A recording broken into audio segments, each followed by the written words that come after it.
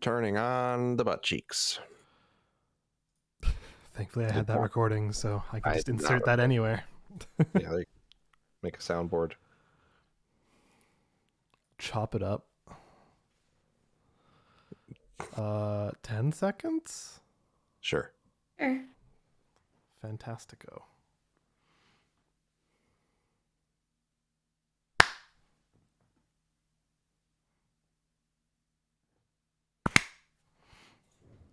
I didn't hear either of your claps at all, but I didn't hear your first clap at all. that's funny. I think it's a Discord. Yeah. I was like, is TimeNut is wrong for me? No. Oh, but only me? No, it picks it up on my recording, so I'm sure it's fine. Yeah. Yeah, I think, funny though. I assume we're all using like voice activity, and I assume Discord is just kind of it was doing its own noise cancellation or something. Doing its own thing. All right, so just go to that's what it was. Google Drive. That's the thing that has. I'm running out of space. Great. Yay. Okay. Y'all ready? Ubarashi. Yeah, I'll start the streaming. Sounds good. Bam. Bam. All right. Wow, I haven't thought of Emerald in a long time up until this exact moment. Oh gosh. That's a memory. Was Emerald good? I don't remember anything about Emerald. He just had a lot of catchphrase. Yeah. Yeah, I don't think we knew any. I think that was before a time when we knew anything about the people that we saw on things. No, I mean, like, was he a good chef? Was he a good host? Was all these things? I think he was a pretty good host. Yeah. I think he's probably a pretty good chef. Probably. He won the James Bean Award. He's no Guy Fieri. Who I think is he's a better chef than Guy Fieri, actually? Oh, probably. I mean, honestly, like everybody loves Guy Fieri now, which is legitimate. But like, I still, man, his New York restaurant, the like vicious review of that is still my favorite food review, where it's just like good. It's very funny. Yeah, it looks like Emerald's pretty respected as a actual chef. And he created the Emerald Lagasse Foundation in 2002 to support nonprofit organizations and educational initiatives that create opportunities for children, especially those from disadvantaged circumstances, to realize their full potential. That's great. Bam. He created an accessible learning kitchen for special needs students. Huh, that's cool. Yeah, I mean, hey, and also he was in a commercial shitting on the Deepwater Horizon oil spill, so sounds like maybe not. He's a pretty decent dude, as 62-year-old dudes go. See, I feel like we would have heard if he was terrible, just because I vaguely got onto Food Network Food Network drama TikTok, where people are talking about like of course where I found multiple people like shitting on Food Network personalities and being like, yeah, this one sucks, this one, like, here's all there's like a lot of drama involving Food Network people, apparently. Like, Rachel Ray sucks. Oh my god, Rachel Ray sucks. Paula Deen is a racist. Oh my god. So I don't know why we got to this, but a while back, my sibling and I had a joke that we had an idea for the most popular TV show that never happened, and now it can't actually ever happen because it was a talk show with Rachel Ray and Herman Cain. And I don't know why we thought that was so funny, but that was a very long-running joke for us, was this talk show with Rachel Ray and Herman Cain. Chris, I know you're in the chat, and I just want to say I appreciate that every time you show up, you're in a different chat room. Today's YouTube. A couple weeks ago was the Fix Twitch. A couple weeks before that was my Twitch. He's always surprising us.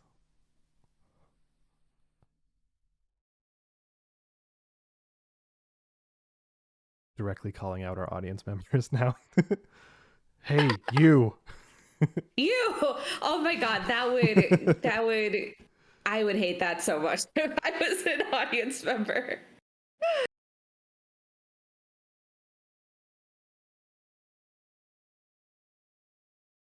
Good to go anytime y'all are. All right. Yep. Me too. So let's just get started. Like the sweat sock, as you say. Yes, as it is tradition. Yes. Hello, and welcome to Gaming Fix, episode 200. Woo. 200. Yay! On November 27th. It's okay. In our thing, it says November 27th, so that's why. Yeah. Okay, yep. Getting us off to a rollicking start. I'm hosting today. I'm Allyson, joined by Pat. Hello. And joined by Alex. Rollicking is a word? Yeah. I was like, oh, is that like frolicking? No. Yeah, rollicking is like it's a whole thing. I don't know words good, I guess. I'm going to talk a little bit about this because I'm hosting, so I'm allowing myself to do this. But I've been really into crossword puzzles lately, and honestly, big same. Big same. There are like times where I don't know words. On Thanksgiving, I went over to my parents, and I was like, "What is this word?" And I like read the clue, and my grandma was like, "Oh, it's that," and I'm like.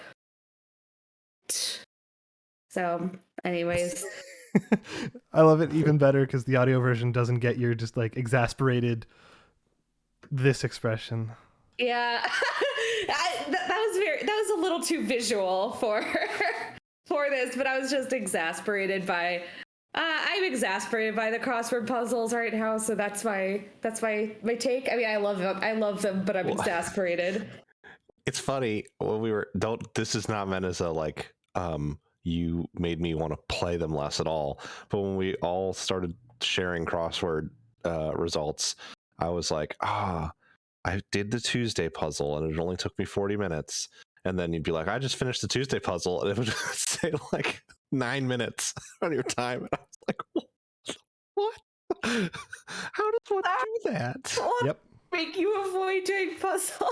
No, I just like them a lot. No, I get it. I'm impressed. I do think I think you're correct in that crossword puzzles are more about the puzzle than the trivia. However, absolutely. I do think that your Jeopardy consumption has led you to have a much higher general amount of like knowledge about stuff. And maybe there's that a lot makes of it crossover with Jeopardy and crosswords. Maybe like, that makes it feel like the trivia matters less than it does to mere mortals. Also, I feel like they have a similar style to their wordplay. So you see like a thing in a crossword where it's like, oh, this is a mild pun to make you have a nice chortle. And I'm like, oh yeah, that's the same way that they would do it on Jeopardy. So there are a couple of times where I've gotten some pretty big ones because I'm like, I can like sniff out how the wordplay is gonna go. So, yeah, exactly. There's some that like I laugh at them when I get them, and it's like Europeans, literally 8 letters, and I'm like, I don't. What? Oh, there've been a couple of them recently that have been very, very fun. Yeah, and I mean fun in a like. I just see that and I'm like, ooh, this is funny. Like ID checker. It says ID checkers, but it was actually id checkers because it's super egos. And I was like, that is a polite chortle. There are a few times in the last few weeks. I don't do them every day, but I do them usually once or twice a week at least. Where it's been a like, okay. Sure, the answer is tied to the clue if you are just kind of skimming the surface. But if you actually know about the subject, the answer kind of isn't. It's more complicated. And I just want to like email the crossword writer and be like, okay, look, like I get it. I get how you got here, but This is There's technically nuance. not really. Yeah, you're not. This isn't really correct. So the puzzle's kind of wrong because your answer doesn't really line up with the question like you think it does. I can't even remember off the top of my head what one of them was, but I did have a moment. I think it was a car thing, and I was like, "That's not Of really. course that's what it is. It's not really the right answer." Yesterday, I didn't finish that puzzle, but I got very, very sidetracked because one of them was Emperor's Order in Star Wars, and I was positive it was a do it, and I was like, Oh, it's 56. So hopeful. It ended up being Sith, like Sith Order, but I was like, oh, God damn it.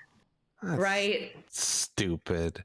And I'm like, but I was like, it was 4 letters, and I was like, oh, are you gonna put a meme in there? Are you gonna say do it? Because occasionally, both Jeopardy and Crosswords have like a meme or something like out of left field, and you're just like, what the fuck? Like one recent crossword had like, it was like slang an attractive man in like modern slang, and I was like, it ended up being zaddy. Yeah, and I was like, what the fuck? I was like, excuse me, the New York Times crossword puzzle. Like, I like that they're trying to be like. There's been a lot of discourse about it, about like making the crosswords less like, this is what an affluent white person would like. Like, so there's been a lot of discourse of that, but I was like, of doing that, I was not expecting. Yeah, zaddy. It's like, oh, and then you that crosses with the Dow Jones. Right, exactly. And you're just like, what?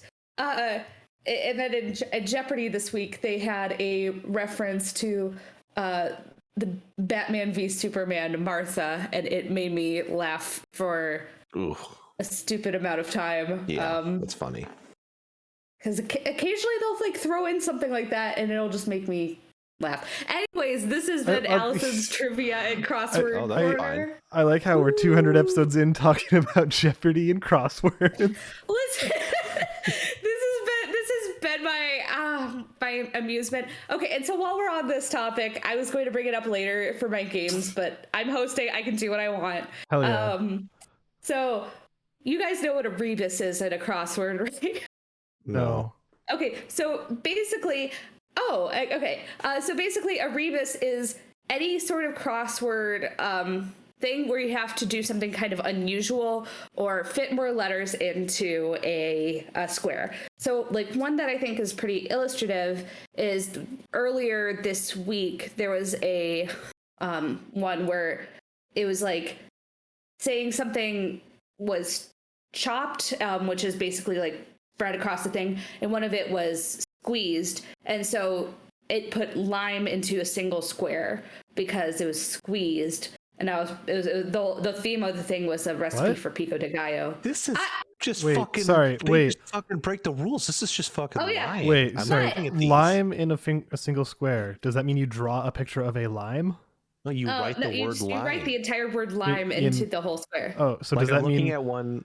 So sorry. Does that mean that all 4 of those letters are now available in that square? So anything that crosses with it can include any of those letters. It's like a wild card, including 4 letters.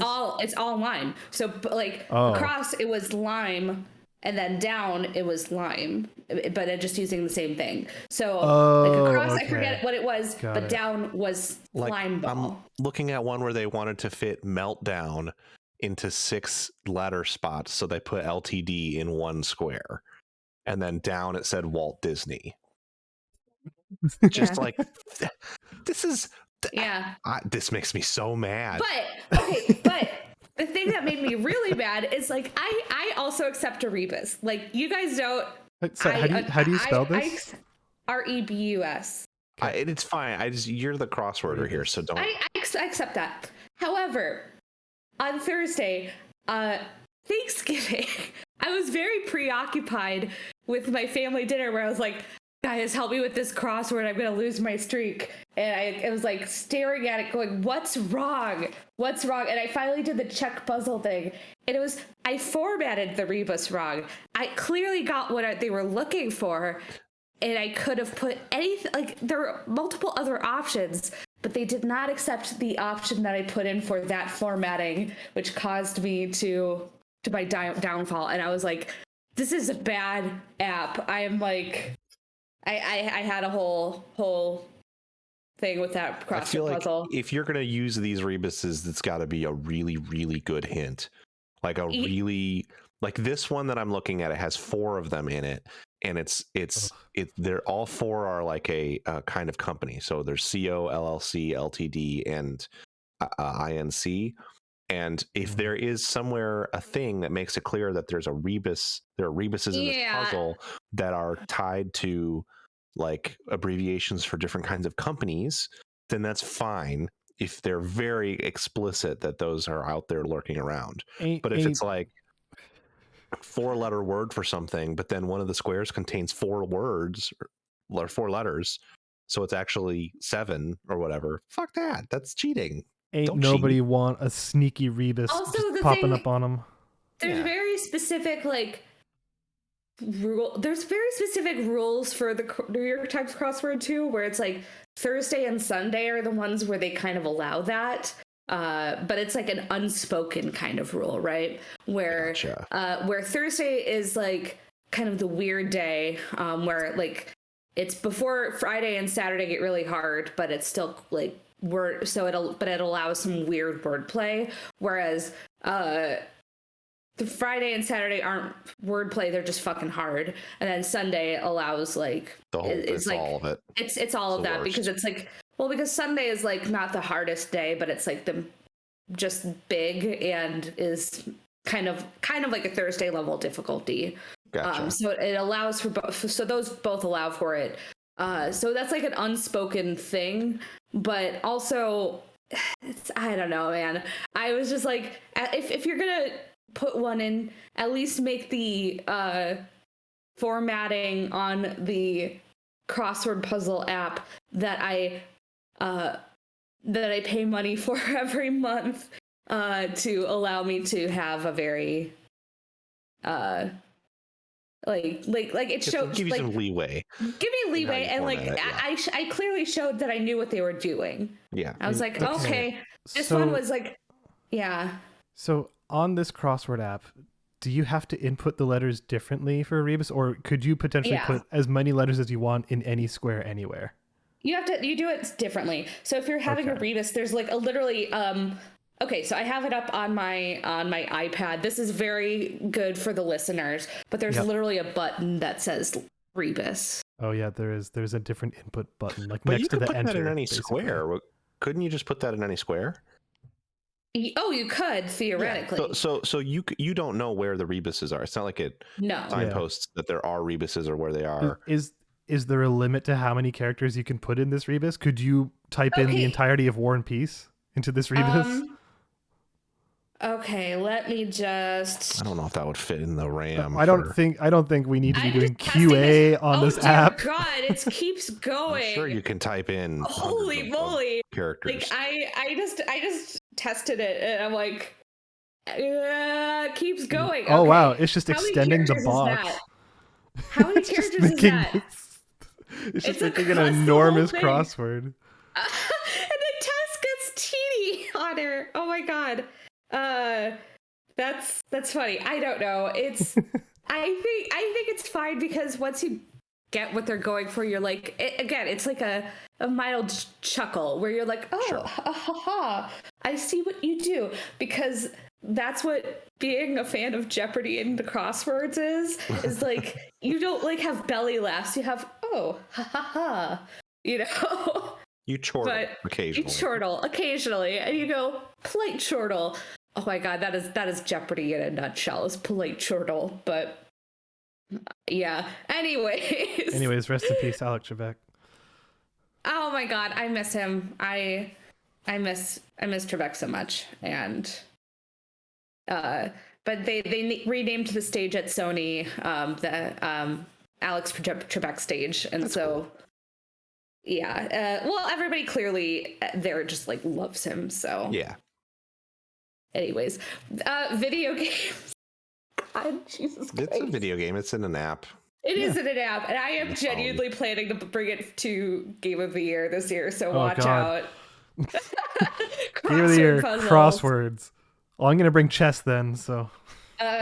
My dad and my sibling are trying to get me into these weird Sudokus. So watch out. That might be here too. I mean, it's people can argue for the tier list whatever they want to do, but I would argue if you want to bring that, like, my uncle teaches me chess game or whatever, that one, what's it, oh man, there's a chess app that teaches you. I keep meaning to do it. Dr. Wolf, I think. Yeah. And if you want to bring that app to Game of the Year, I support you. If you want to bring the New York Times crossword app, I support you. But if you just want to bring crosswords, right, then I'm gonna maybe push back a tiny bit.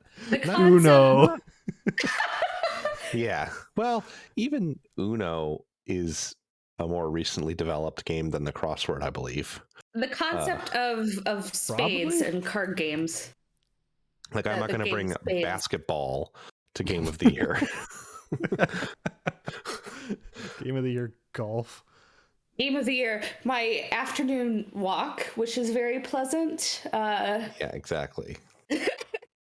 Game of the Year, making lunch. Oh man. Hell yeah. Oh man, this is gonna get into. We just like keep devolving this until it gets into the show review. Did you guys ever watch that? No. Oh, it's I haven't watched it's a show with where the character is theoretically going to review everything and life itself. It's a very, very quick. It's a comedy show about this before, and it devolves. But one of the best episodes of TV of all time is Divorce Pancakes. Pancakes, Divorce Pancakes. There we go. It's very, very good. So, anyways. Video games. Oh my god. 20 minutes into this podcast. Oh god. Anyways, I'm sorry. This is why we don't let me host normally. Pat, you've been playing video games. There's some Marvel games. Smorgasbord of you have games. I'm gonna say up front. I'm gonna do these quick hits really fast so I can get them out of the way. One, I installed a new power supply and some more RAM this week so that I can overclock my CPU safely and to play Star Citizen at even higher frames. And I found out also from a kind player in the game that you actually want to change the graphic settings to max them out, because at the lower settings they put load on the CPU and it's already a CPU intensive game. So what you actually want is the very high settings. It loads more onto the GPU off of the CPU. So now it's dumb. It's very unintuitive. It's a alpha product. It's an alpha product. When did it first launch? What do you mean? Like, didn't Star Citizen start coming out like 10 years ago? Well, it's been in development for like 8 years. Yeah, it's been in alpha for years and years, for like 4 or 5 years. There's one star system. The game's gonna have 80 of them eventually. Like, God, it's gonna come out by the time we're dead. It doesn't have basic like it's got a game in it now. Like you can do missions and get money and buy. Oh, you can play a game. It's gamey, but yeah, no, it's like a Minecraft situation where it's going to be in alpha beta for another 10 years before it's August done. 29th, 2013. That was when, that's deceptive, because that's when they put out basically like the tech demo where you could walk around in a ship model. There was no like functionality. June 4th, 2014 was the arena commander, at least. Yeah, and that was where you could just like load into an instance by yourself and shoot stuff. Then they added multiplayer to that. Then they added a persistent like world mode. But I mean, believe it or not, I won't go off on a huge tangent on this. The more that I'm playing it in the alpha, the more I'm like, actually, I find the development of this game super fascinating because they're very transparent about it. which is cool. And the developers like talk in the forums in very technical terms about the development of the game. And so it's pretty cool to follow the development. I'm like getting into more of the like back end side of it. Interestingly, this isn't in our news, but it was a big piece of news this week that Star Citizen has finally reached $400 million. Yeah, it rolled over the $400 million funding. Mark. Yep. Which is yeah crazy. My argument that I've had multiple times since getting back into it in the last few months is like, I'm not suggesting you're doing this, by the way, but I've had a few people who get like outraged at it, and they're like, $400 million and there's still no game. And my argument is like, leave us alone. Like, yeah, people who love we're having it fun. Really like it. Yeah, like, leave us the hell alone. I'm not gonna like preach it like it's like I'm not becoming like a crypto bro for Star Citizen, but also like, yeah, it's a lot of money. Yeah, we still don't have a game. I don't care. Like, just let me watch development of this weird ass thing that could be like really cool someday. If you want to say $400 million is so much money that could have done so much good in the world or whatever, of course, yes. Do you know how much money Sony spent developing the PS5? Yeah, that could probably be put to better use by feeding the world as well. Like, just leave us alone. Well, that's the argument. Like, yeah, all money could be optimized in a different way. Yes, like, exactly. You know, it's like, yeah, that's a lot of money to raise, but also like, you know, you could make that argument about any sort of video game, really. Yeah. It's like, let people have their fun. I don't know. Yeah. Anyway, let me introduce you to venture capitalists. Yeah, I mean, what I think is neat about Star Citizen is that their way they crowdfund or whatever is that they're very transparent again about the development of the game. There was a period where they were less transparent. People got real mad and were like, yo, if you're not going to put the game out, we at least need to know what's going on. And then they kind of reworked their whole like communications flow, and now you can like you can find out what like individual programmers did last week if you want to, which is, you know, hopefully not too big of a strain on the people who work there, but it's probably not.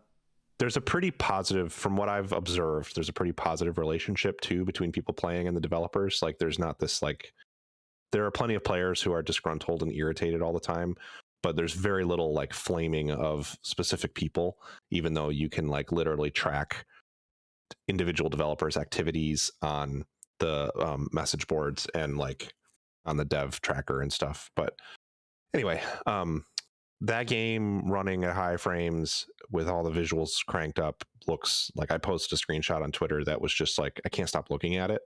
Like, I made it my desktop background because it just like blows my mind that a video game looked like that, and that like I flew around a planet and then approached and I could see the city from orbit, and then I flew right down into the city and landed on a rooftop there to deliver a fucking like pizza or something, and did it all with no load screens. The like clouds in the screenshot are like volumetric clouds that exist in the atmosphere and that spawn rain and other weather and stuff. Like, it's pretty fucking sick. And I can be patient because it's like, what they originally promised with that game was like a slightly more involved freelancer. And yes, there was feature creep. Yes, it got crazy, but now the stuff that's in this one solar system of this game is like so much more deep and immersive than their original promise. So it's like kind of worth it to me. And I just hope that they are able to like continue to, there's a period there where they're funding, despite the crazy numbers, their cash flow was not great. And they had to have some outside investors come in. As to my understanding, that was around the time that the investors came in, but they were basically like to Chris Roberts, okay, we want this to happen too, but you got to let your team do the work and stop putting your fingers in it, because it's like every 6 months Chris Roberts comes up with a new idea and they have to scrap a bunch of shit and rework a bunch of shit, and that had to stop. So anyway, cool game. I'm excited to continue to keep up with the updates. Next, the big one that's coming next early next year is they're finally introducing server meshing. So right now you just like, it's like a Battlefield server. You connect to the game and it finds you a server to play on, and it's like a 50 player cap for the server. And next year they're going to be introducing meshing, so it's more like an MMO where there's a mega server and then smaller partition servers that represent like your ship and stations and planets and areas and stuff. So it should be interesting to see how that is implemented. There's some really cool tech stuff that one of their network engineers was talking about and doing a really good job breaking it down for people like me who kind of barely understand how something like that would work. So cool. Mostly though, I just like that screenshot a lot, and now that game is like my background. Anytime I need a new desktop background, I'm just going to go in the game and go somewhere cool looking and take a picture. I also have here that Halo continues to rip. That game, your ability to do okay in Halo is directly proportionate to how much fun you're having. But I'm getting my Halo legs back and able to not have games where I go like 2 and 12 like I was for a few days there. You're playing on PC though, right? Yeah. Are you playing with mouse and keyboard? I am, yeah. I guess like pros are playing with controller. I hate shooters on controller. I can't get into it at all. I played some of Halo 1 this week as well, so I was toying around with playing through them before I play the Halo Infinite campaign. And Halo 1, largely a great game, couple of real shitty levels, and boy do I can't. The sniper, or especially the sniper, but any of the weapons on controller, it's not very fun for me to aim them. I'm going to probably play, if I keep playing them, I'm going to probably play them on PC in the Master Chief Collection, because yep, Halo good, especially with friends, especially when you're doing okay. They have this Fiesta mode in right now, which is you spawn with 2 random weapons and then it's Slayer. It's very fun. And I played one game with that new Battlefield patch. Felt really frustrating to me. I don't know. Balance felt like way off. I kind of liked how it was at launch, and it feels like the guns are way more accurate now, which means that you basically spawn and are killed instantly in a lot of places, which... Interesting, because reading their notes, it sounded like they were trying to curb that. I haven't had a chance to play it yet. Yeah, I don't know. It could be that I played one game, right? So it could just be that I was misperceiving things, but I felt, and it also could be that now people have played for a week and a half and they have really good attachments or something, and that's why. But there were multiple times where it felt like I had kind of properly engaged an enemy and I laid down fire on them, would hit them a couple times and go, okay, I can approach and like try to finish them, and I would get shot maybe twice and die, and it felt like I had no chance. So that was pretty frustrating. Had one good run in a tank. I think the biggest frustration I have with that game at this point is they really need to figure out how to balance the anti-air rockets in that game, because if you spawn in a helicopter, there are very good odds that you just can't participate, because everyone can have an anti-air rocket. So if you're like assaulting the skyscraper on Hourglass,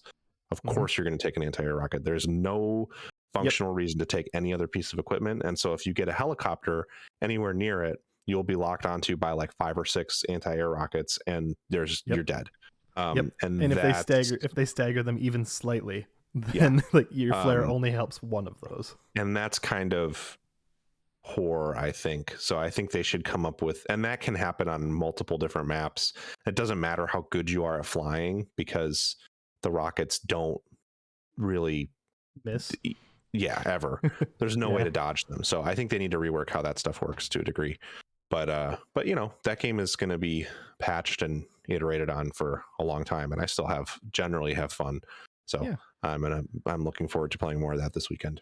I think the first week of a game like that is always the best week, in my opinion, because it's before any kind of meta has settled. And they talked about this on the most recent Bread Radio, actually, with regards to like the latest Call of Duties and stuff like that. How it's always like the best before everyone is using the exact same loadouts and all that kind of stuff. For sure. Because people are just still figuring it out, and they're still figuring out like, oh, what's on this map? Like, what's the best routes to take? You know, like all this kind of stuff. When that stuff is still just in the air and not solved, that's the best time to play those games. And it still feels like Battlefield is that way, other than the fact that everyone uses the PP.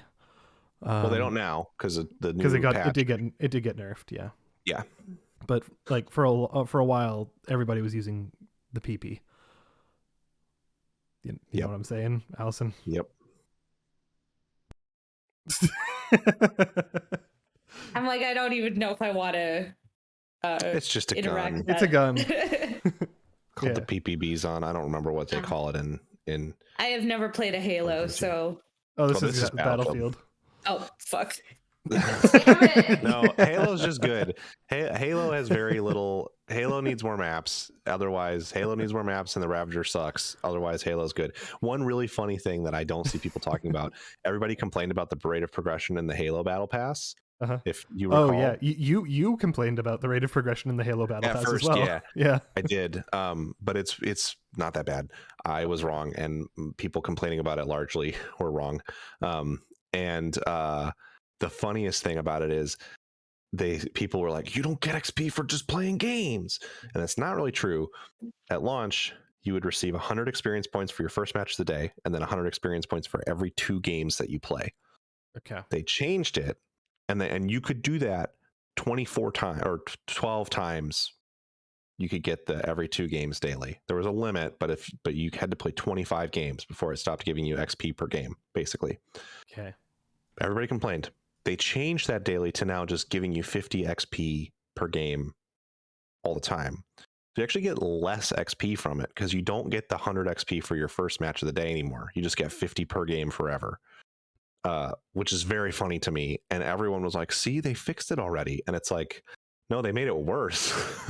But it's also fine. They clearly, part of the reason that they were like, everybody chill, was because they put out the event challenges this week, which give you extra weekly challenges, and those apply experience points to your event pass, which is a free thing. You cannot spend money on it, and also to your battle pass. So just generally, challenges are easier to complete during event weeks. It's clear that there's a whole like experience curve built into the way that the seasons and playlists are put together, but that it took more than a week for people to see that.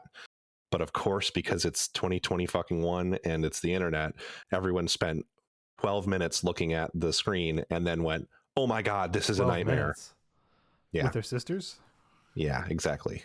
That's what I was going for. Anyway, those games, good. The 2 main things I did this week that are newer. First, I finally played Marvel Champions with some people. That's this card game that I talked about like 2 years ago. That game is exceptionally good. I had always kind of enjoyed it as a solo game, but man, when you play with other people, it's basically kind of what? Pat, I can tell you definitively, we talked about it on episode 94, which was One Nut November. There you go. Yeah. So 2 Novembers ago, that sounds like it would have been 2019. Yeah.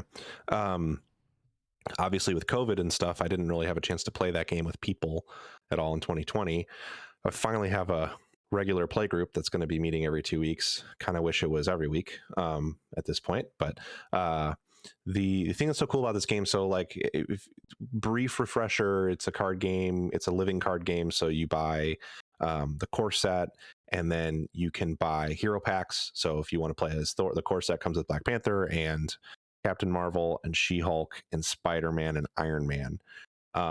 If you want to play as Captain America, there's a hero pack for him. If you want to play the against, then you're playing against sort of an AI villain. If you want to play against Green Goblin, there's a pack for that. But there's no random packs like there are for trading cards. Everything is predetermined, so you know exactly what you're going to get in every single hero pack and all of the expansions that they have for it. And the concept of the game is you are playing as a Marvel hero, and you can play with up to 4 people, 4 or 5, I think it's 4 people teaming up against these villain scenarios. So they've gotten so creative. Like and this pack that we played is old. It's from like 2020, I think, but I hadn't played it much. I'd tried it, but never with other people, obviously. We played against Kang the Conqueror. So Kang is like an Avengers villain. He's pretty fun in comics. I think they're going to do him in the MCU fairly soon. He is a like time travel guy. So one of the things that this scenario, the way it plays out is you're all fighting him kind of like a normal scenario. And then when you get to the second stage of combat against him, he splits you off into your own single solitaire games. So like we had 3 people. I was playing as War Machine, which is a new pack that came out. One of my friends was playing as Drax from Guardians of the Galaxy, and then my other friend was playing as Ant-Man. And we got to this stage where we were split out, and then in our own single solitaire games with a version of Kang that we had to fight, and we like couldn't help each other. We had to deal with this on our own, and everyone's like playing their turns and the villain turns solitaire in separate game instances. And then once you finish yours, you can choose to go to somebody else's to help them. And you're still making sure everybody's like taking their turns so that it's not like it's a real time where you're just playing as fast as you can or anything. You can still take your time. But it was so inventive. We ended up losing. But it was after we finished that part. And part of the reason that we lost is because we focused so hard on taking out the villains. We didn't focus that much on not bringing their like side schemes that can come out with them. So then we were overwhelmed with a bunch of basically modifiers to the scenario that we hadn't dealt with that made it really hard to complete it in the end. But it was so much fun. And even though we lost, we came away with this like, I felt like I feel like it was almost like a WoW raid or something, where now we know some of more of the mechanics of this deck that we were playing against, and we can rework our decks to better mitigate the stuff that comes out and becomes a problem. It was really, really, really cool to see in a harder, more strange scenario. Like I immediately went home and started working on a Spider-Man deck, and I played like 3 or 4 games yesterday by myself to test it out some. And I'm really excited to keep playing it because I went so far. I bought the expensive Spider-Man sleeves so that I could have Spider-Man art sleeves on my cards for the next time that we play. It's really, really fun. Highly, highly recommend it to anybody who's looking for a good card game. Kind of, it almost sounds like it's got some DNA shared with something like Spirit Island. Like, is it the kind of game that you could play solo if you so desired, kind of like Spirit Island in that way? Oh, yeah. I had been playing it solo. Yeah. Primarily, and you can play it solo by playing 1 character or by playing 2 characters yourself. Sort of like in Spirit Island, you can do the same thing. You could play 2 boards. Also, like in Spirit Island, and I think the big point of commonality between them is when you play, like, let's take Arkham Horror, which is one of my favorite co-op games ever. I love Arkham Horror. Great, phenomenal game. So nothing I'm about to say is to suggest that I think it's anything but great. But the characters in Arkham Horror, they're asymmetric, but they basically have like slightly different stats, and they'll have like an ability that they get that differentiates them. Mm-hmm. And those matter a lot in that game, and they can have a big impact on it. But like in Marvel Champions, and this is the thing that's similar to Spirit Island, the way we were playing, I was playing War Machine. He has an ammo mechanic where you have to reload his ammo resources every now and then in order to play his big damage cards. My friend who was playing Drax has to take damage in order to build up a certain resource that gives him bonuses to his attack when he does his basic attacks. So most of his cards are played around getting the enemy to attack him to get more damage up. And then Ant-Man literally can switch between 3 different. Normally you can switch between your hero's alter ego, so like Peter Parker, and then the hero side, so like Spider-Man. Ant-Man and the Wasp as well, because Wasp is also one of the characters you can play as. Their hero cards unfold. So there's like Scott Lang side, you can flip it over and there's tiny Ant-Man, and then if you unfold the card, it turns into big Ant-Man. That's good. So he's like clever. Managing 3 different states. Oh, that's so cool. Yeah. Excuse me. So the point being, each of these characters plays vastly differently from other ones. occasionally there's a little bit of overlap in mechanics, especially some of the earlier characters. They're before they got kind of wild with some of the concepts. But like there's even things like in the game, sort of like Magic, but not really. When you build a deck in Marvel Champions, you pick a hero, and then they come with 15 cards that you have to include in your deck. And then you have to get up to 40 cards by taking basic cards and by picking one aspect, which is what they're called, kind of like a class. So there's aggression, protection, leadership, and justice. And each of those 4 colors and is what they would be called in Magic, kind of are good at doing different things. And so I play Spider-Man, and I chose Justice as the aspect I wanted to use. So all I can include in my deck is I have to include the 15 base Spider-Man cards, and I can include as many basic gray cards as I want, and then I can include as many Justice cards as I want. And Justice tends to be good at mitigating the sort of timer. Villains have damage they deal to you, and then they also have schemes where they're placing threat, is what it's called. And if it threats out, then you lose the game. And also it'll often introduce other nasty mechanics. So Justice is really good at mitigating threat. So my Spider-Man deck is built around threat mitigation while I build up the perfect combo hand to deal enough damage to take the villain out in like one swing. So anyway, the newest champion, well, one of the newest, is Adam Warlock. His whole thing is he has to use all 4 of those aspects, and he has to use an equal number of cards from each one. So he gets his 15 base hero cards, and then with your remaining minimum of 25 up to 35 cards, you have to take a equal number of them, have to be each of these different aspects. So anyway, point is that the characters are very unique and have very specific concepts behind them, similar to in Spirit Island, where each spirit is like, it's almost like a cooperative MOBA, because each spirit has such a unique kit that it's almost like you're playing something like a Dota, where you really have to take the time to understand how the character works in order to play them at a higher level. Not to suggest that I think Marvel Champions is better than Spirit Island, because I don't really, I'm at the point where I can't really even make those kind of comparisons. They're both fantastic games. But what I find interesting about Champions as opposed to Spirit Island is there is that whole deck building element. So like, yes, it's expensive to get all the stuff at this point. I've just been collecting everything since it came out, because that leads to like a $15 purchase every month or two, rather than now where you'd have to spend like multiple hundreds of dollars to get everything at once. But I have a toolbox that's like 5 binders deep of cards that I can reach for to make decks, which is fun. Like the Spider-Man deck I made has stuff from like the newest packs in it. So yeah, and they have like 27 heroes now and something like 20 or so different villain scenarios you can play.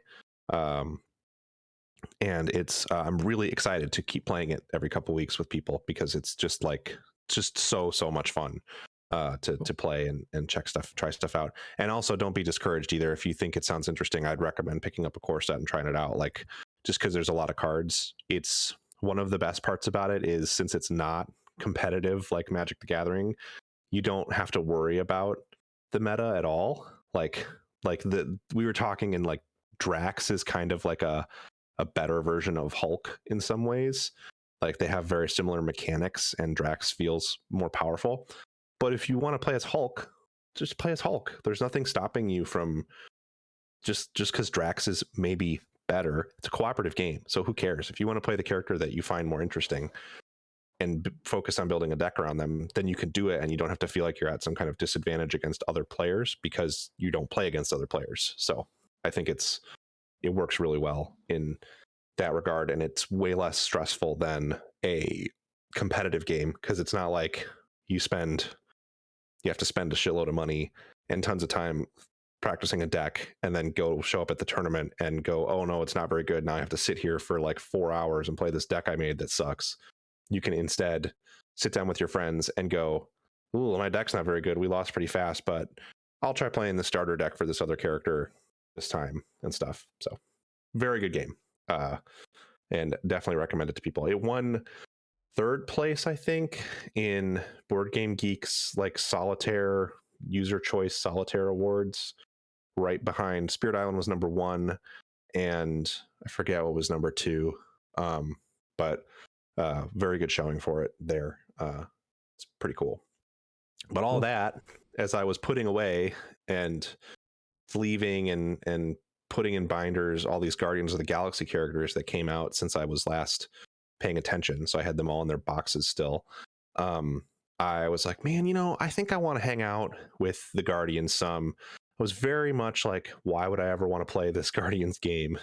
And then all of a sudden I got the urge to like chill with the Guardians, but I didn't want to have to deal with listening to Chris Pratt play Star-Lord, so I didn't really want to watch the movies again. And Fair enough. Not just, as Sam and I discussed earlier this week, not just because I think Chris Pratt's an asshole, but also because I just don't like him in those movies at all. Yeah. It's so exhausting. I know. So I decided to check out that Guardians game because it's on sale for Black Friday weekend. It was like 33% off, and so why not? And that game seems really good. I'm glad that I decided to check it out. The combat in it is kind of whatever. Like, it's not like crazy deep or anything. The other characters all do like little powers in combat that are fun. Most of the time you're holding the right trigger down to shoot enemies as Star-Lord, and you're dodging with like a circle button. And when the heat meters on his element guns fill up, you're doing like an active reload to be able to keep shooting. It's just engaging enough to keep you like having fun, and the fights look fun, so you want to go from fight to fight. But the thing that I'm really excited about with it is they just did a great job with the characters. I think to some degree they're almost like, I don't want to say they're better than the movie cast, because that's pretty big words, because as much as I dislike Star-Lord in the movies, the rest of the cast is really, really good. But they clearly took a lot of inspiration from the movie casting, and they did a really good job, I think, sort of putting their own twist on it. The game like starts out and your first person view of Star-Lord sitting in his bed when he's 13 back on Earth in the basement, and he's listening to a cassette from like a 80s metal band called Star-Lord, which is, they did like a whole album that you can listen to the whole album on this cassette in this gameplay sequence without like, before you like leave the room. It gives you the power to leave the room whenever you want, and you can like fast forward through the songs as much as you want. And there's a little lyric booklet on the bed that you can look at, and it matches the lyrics correctly. And so you can just listen to this entire like almost Maiden-esque fake metal album from start to finish. And it just, that kind of like attention to detail and tone sticks with the game into the parts where you're actually like on the Milano, and you can change, all those songs are on the jukebox in the Milano, along with like arguably one of the best greatest hits lists of 80 songs. They picked so much better music for this game than they did in the movies. Not to say that the movies have bad music in them, but like this game has even better choices. And the way the characters interact is really fun. You get numerous moments in levels and when you're doing stuff on the ship between levels where you can pick different dialogue choices, but it's like just between two. And they're really fun choices. They've done a really great job in what I've played so far of not making it feel like it's like Paragon and Renegade. It's not that at all. It'll be like there's a section in the first level where Rocket is like, look, this part of this ship wreckage we're standing on is totally stable, and he jumps up and down, and then that causes the whole thing to fall apart, and Groot has to rescue him and all this stuff, and there's a big action sequence where you're platforming and things. And afterwards Gamora calls from the ship and it's like, what happened? And you can either be like, Rocket's a dumbass, or you can be like, oh, just like ship wreckage settling, it's nothing, we don't know what happened. And who's to say? you can like back Rocket up, or you can call him out on it and stuff. And those moments are really fun. And the dialogue feels like you feel like you're very much participating, I think, by making the choices and how to communicate. So it's really fun. I'm looking forward to playing through it. It also, I think it hit at the perfect time for me, because between the Halo Battle Pass, my initial feelings of it going slow, and this fucking Forza thing that I had never even really thought about with Horizon 4, where like there's just cars in that game. If you're not playing that game for like 5 to 10 hours per week, you're never going to get every car, basically. Because there's like seasonal cars that you can buy them on the auction house. They're not necessarily that expensive, but it relies on there being auctions up for them, and they can get insanely expensive. Otherwise, like if you miss the DeLorean the game the first week the game came out, you can, if you see it on the auction house, you can grab it. You can't get it again probably for another 6-8 months at least. And I think that fucking sucks. Like I think that is terrible. That like I just had a couple hours where I sat around not wanting to play anything because I was like, man, video games are trash. Why can't I just have a video game where I can just unlock the cars? Like, why does it have to be this, like, this needs to be your part-time job in order to see what this game has to offer and to get cars you really like? And so Guardians is a nice change of pace where it's like, and then I also simultaneously got really frustrated about this, like, not that I'm picking on Jeff Grubb, but the like Halo is like Breath of the Wild, and I know that if you read the article he means something else, I get it, etc., but I came away from it like not everything needs to be an open world game with daily challenges. I'm so fucking tired of that stuff. And so Guardians is hitting a nice spot of like, there are no daily challenges in this game, and it is not some bullshit shoehorned in open world. It's just a fun action adventure game that has a beginning, middle, and end, and then it'll be done and I'll be happy to have played it. And it's nice to see that, and it makes me really wish I hate the idea of studios that don't care getting Marvel games shoved in their face to make, but I would love to see like an Ant-Man game with this kind of structure, or like even like an X-Men game. Like there's so many different Marvel properties I would love to see in video games without needing it being a big open world, which is a big 180 for me, because I used to think that was like the way you had to do superhero stuff. But I'm seeing now that this game is kind of showing that like, no, there's a lot of room in Marvel's catalog to make fun 12-hour action adventure games that go from start to finish. And I hope that they do that. Cool. Yeah, no, that sounds really good. And I'm definitely considering getting that at some point, because yeah, that sounds fun. And I definitely agree that, you know, there is more than just, you know, that kind of setup. Yeah, I think if you go in with sort of metered expectations and understand the combat is not some huge revelation. Right. Well, I mean, I think that, you know, you going into it, the way you went into it is kind of the way that I would go into it, where it's like, I just want to hang out with these fun characters that I enjoy. And I think it's great for that. Yeah. Yeah. And I think that, you know, that's good to know, because when I see like a Guardians of the Galaxy game, it's like, I just want to be able to hang out with these characters, have some fun, have some fun, amusing hijinks. And yeah, no, that sounds really cool. So I'm definitely gonna keep that on. What? And your chortles, just like chortles. Yeah. So with like lots of crossword, mild chortles, and go. I laughed hard out loud a couple of times. I didn't remember what the joke was, but there were a couple of times last night where I like absolutely cracked up laughing because I thought the writing was so funny. Drax has this thing where he's like, I mean, just like in the movies, he's like convinced that Gamora is going to betray them. So he's just like constantly like explaining that he's keeping an eye on her and stuff. And Peter's like, just chill out, man. And there's lots of them arguing about it in some very funny ways. And Rocket and Groot's relationship is very endearing and funny. That's good. Groot does all he says is "I am Groot" thing, and it's cute. That sounds cute. Nifty. Yeah, so that's Guardians of the Galaxy, and definitely something that I'm interested in, and especially since I've been watching a couple Marvel things recently, and in that vibe. Alex, do you want to save your fun activities for later, or do them now? Sure. We can do that like right before news or something. Okay, cool. But you've also been playing some games that have some tech stuff. Yeah, we can talk about stuff pretty quick. I don't need to talk about any of it too long. Let's start with a game. Pat, you've also played this game.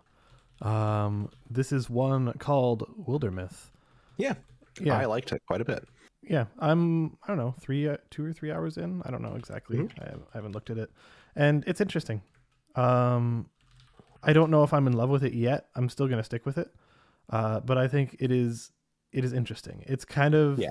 when it comes to the gameplay part, it's basically kind of like a really light XCOM, but or like a tactics game, or any of those kinds of things where you're basically in an isometric world and you're on a grid and you're moving your party around, and they have various abilities where like I have a character who's an archer, I have a character who's got a pitchfork, and I've got a character who's got a wizard's staff, basically, who can take over props on the playfield, and props being like a barrel or a chandelier or a bookcase or whatever, and he can just like kind of take them over and do various actions with them. So like it's got some clever mechanics going on, and I feel like when you get new party members, you're just kind of rolling them for random weird kind of classes they can have, and then Mhm. all those classes individually have just interesting mechanics going on. Yep. Have you encountered any particularly bonkers or weird mechanics? No, not really. I think that the value to me in that game is less in the combat sections, which are fine, and more in the way that the story develops over time. Like it's so much about sort of weaving a narrative through player choice, but in a very different way than most games that purport to do that do. That I think then seeing how those choices, like I haven't ever had any like really wild um combinations of class and stuff, but like at one point I decided to like pick up this have a character put this like mask on, and it made Oh, sure. them it made them it changed a lot about how their character worked, but it also fit with the narrative implications of putting the mask on, how they worked then in combat. And I think that sort of, it feels really good, and it reminds me very much of playing tabletop games, which is kind of Yeah, what the game's homaging to. I would agree, but I would also say I've run into a couple where I've had characters undergo changes, and it like none of the other party members reacted at all, and like it took about two, like you made the decision and it had about like one extra screen of like, oh, this is the decision, then it just carried on, and it was like, oh, that felt like it had no impact at all. Which was like, I don't remember exactly what it was. I think like I arrived at some area, and then some wolf god talked to our party, and one of my party members was familiar with the wolf god by name, like being like, oh wait, you're this wolf god that I heard of as a myth when I was a child. And then I had options of like, oh, let this character talk to the wolf god, or like pull her away from it, and like all this stuff. And I let her talk, and it's like, okay, yeah, you can talk. And then her head became a wolf head, and then that was it. It was like, oh, now I'm a wolf. And then it's like, okay. And no one said anything. No one was like, wow, what happened to you? It wasn't anything like that. It was just suddenly she has a wolf head, and no one said anything. It's like, okay. I think well. it leans heavily on your going, well, of course they talked about it. They didn't show it, but they must have kind of talked about it, and in your head kind of putting together what those conversations look like, which if I think that's part of where the comparison to tabletop games lies for me, because it lets you fill in, I mean, you have to enjoy it, I think, fill in a lot of those gaps with sort of your own imagination to an extent. And I think that can be frustrating for sure. What I like about it is that the storytelling is abstract enough in Wildermyth that there's room for that, it feels like, Yeah, and like the gameplay itself. But yeah, like they will talk about like if you get to a new area, because it takes time to travel to new areas, they'll be like, oh, remember that encounter we had over at place and stuff, like that you obviously did not participate in, but it happened in the meantime or something. And it's like, oh, right, okay, so they're still actually doing things on the way. We're just exactly. And we have engagements when we have engagements. for me, that style of well, their head turned into a wolf, and they didn't show them reacting to it, but I can infer the stuff that the way they reacted. It's more effective to me than something like a Mass Effect, where you see every second of the story unfold, because I like having that sort of leeway to imagine things going different ways, or conversations going different ways when I'm not being explicitly told how they're functioning. And then it allows me to also, like in Wildermyth, you'll make choices about characters' relationships. Yep. It doesn't necessarily do an enormous amount of work. Like, you're not seeing dozens and dozens of those of conversations between those two characters. It may just be like, oh, they're friendly, and then you make a couple choices and they get a little bit closer, and then they make the choice to become a couple or something. And you only really make like 3 choices along the chain, but you're kind of inferring the development of their relationship that you're not seeing when they're traveling and stuff like that. And I sort of like that, but I don't think that means that it can also be frustrating, I think, when it doesn't feel like it's reacting to things that you feel like it should be reacting to. But then other things like, oh, we picked up this ring and now there's a bunch of exposition about it. Why aren't they talking about this other thing that seems like it's more consequential? So yeah, it's interesting how they pick and choose what to highlight. Yeah, I think structurally it's an interesting thing. And I wouldn't mind finishing up like one scenario and then starting it over just to see how much it changes, like to see how unique every playthrough is, because it seems like there is a lot of room for stuff to change, and I would be interested in seeing that. Yeah, I think so. But like, I think it's good. I'm not ultra in love with it, but I can see why people are. Like, I have some people on my friends list who have played this for like 80, 90 hours, and I don't see myself getting to that point, but I'm going to try and finish like a couple scenarios and see if it's can get through it. Yeah, I haven't played it that much. Like, I've played a pretty similar amount of time to you, but I didn't realize the Steam reviews for it are wild. Yeah, they're extremely positive. Yeah, which is like, cool. Overwhelmingly so. And I think it's good, but yeah, I don't know. We'll see. I'll continue with it and then maybe have more strong feelings in the future. Sure.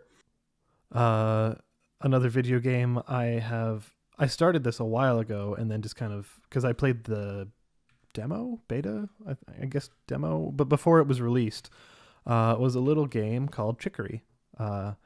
And Allyson, you need to play Chicory with... I fell off of it, but I need to get back to it. Yeah. Oh, I didn't realize you fell off.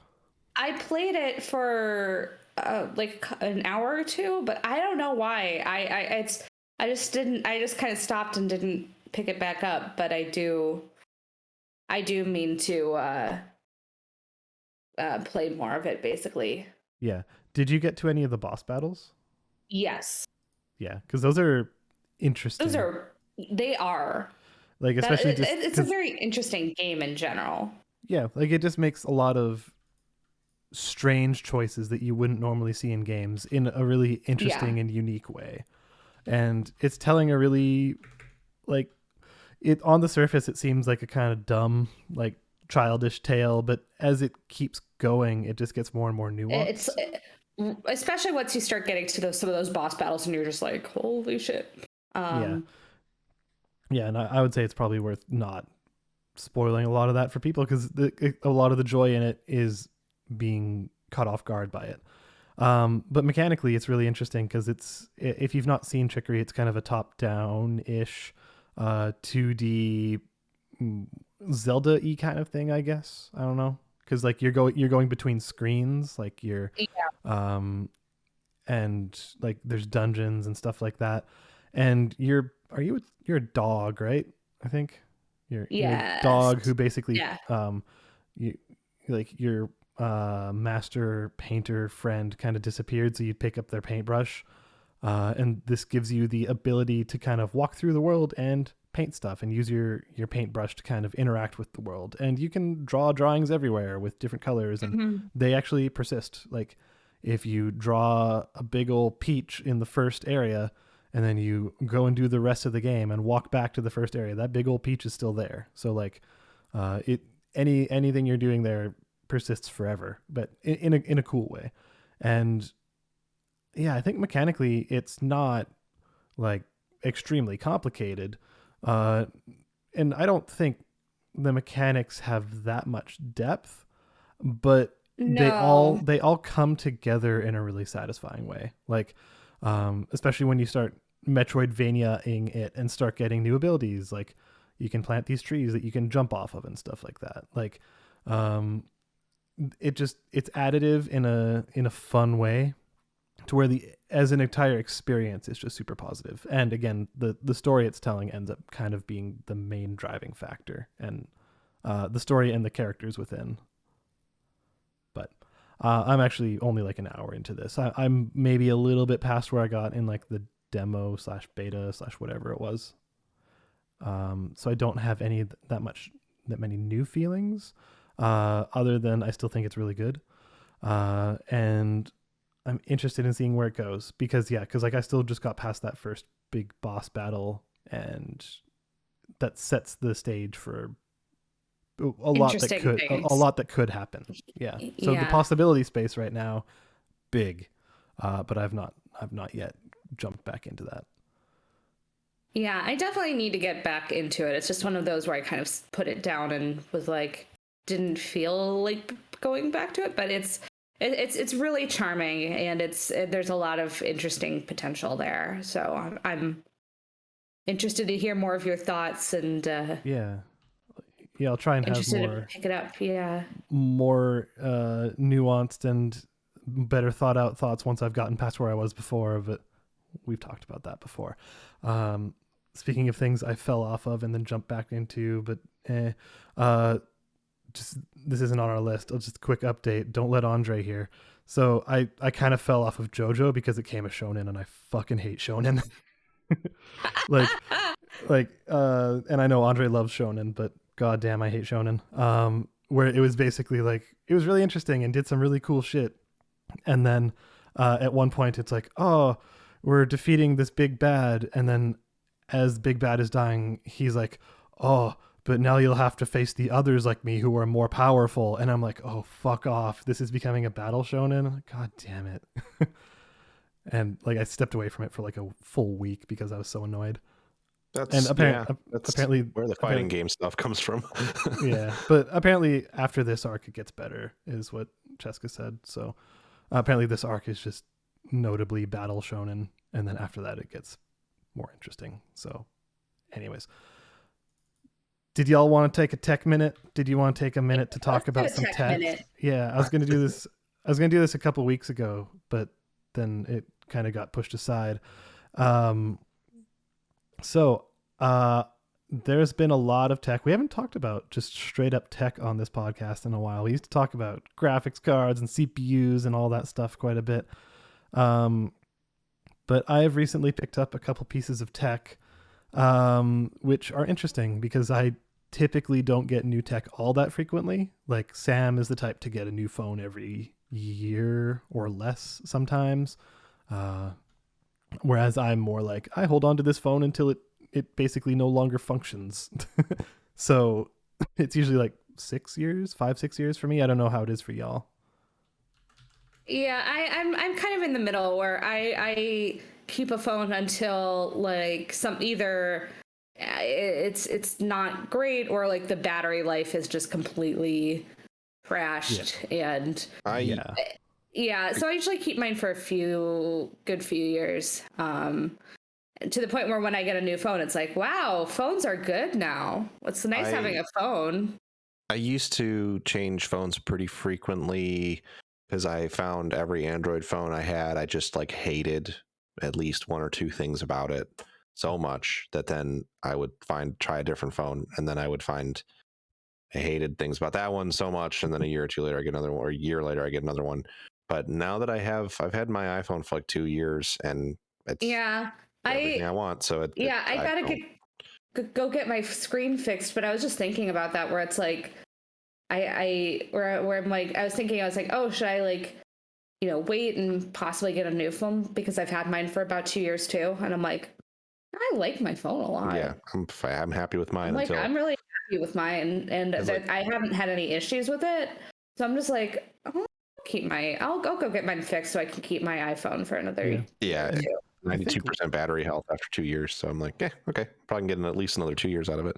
Yeah. Yeah. Like last year, I did try the iPhone. I had it for about a week and despised it. So I ended up returning it. But so this, I guess it's been like 3 weeks. Yeah, 3.5-ish weeks. I've had the Pixel 6 Pro, which it's interesting. I think it's largely good, but it has a couple crappy points to it. But I think like they kind of they spent a lot of time showing it off, being like, wow, look at this tensor chip, look at all the AI stuff it's doing.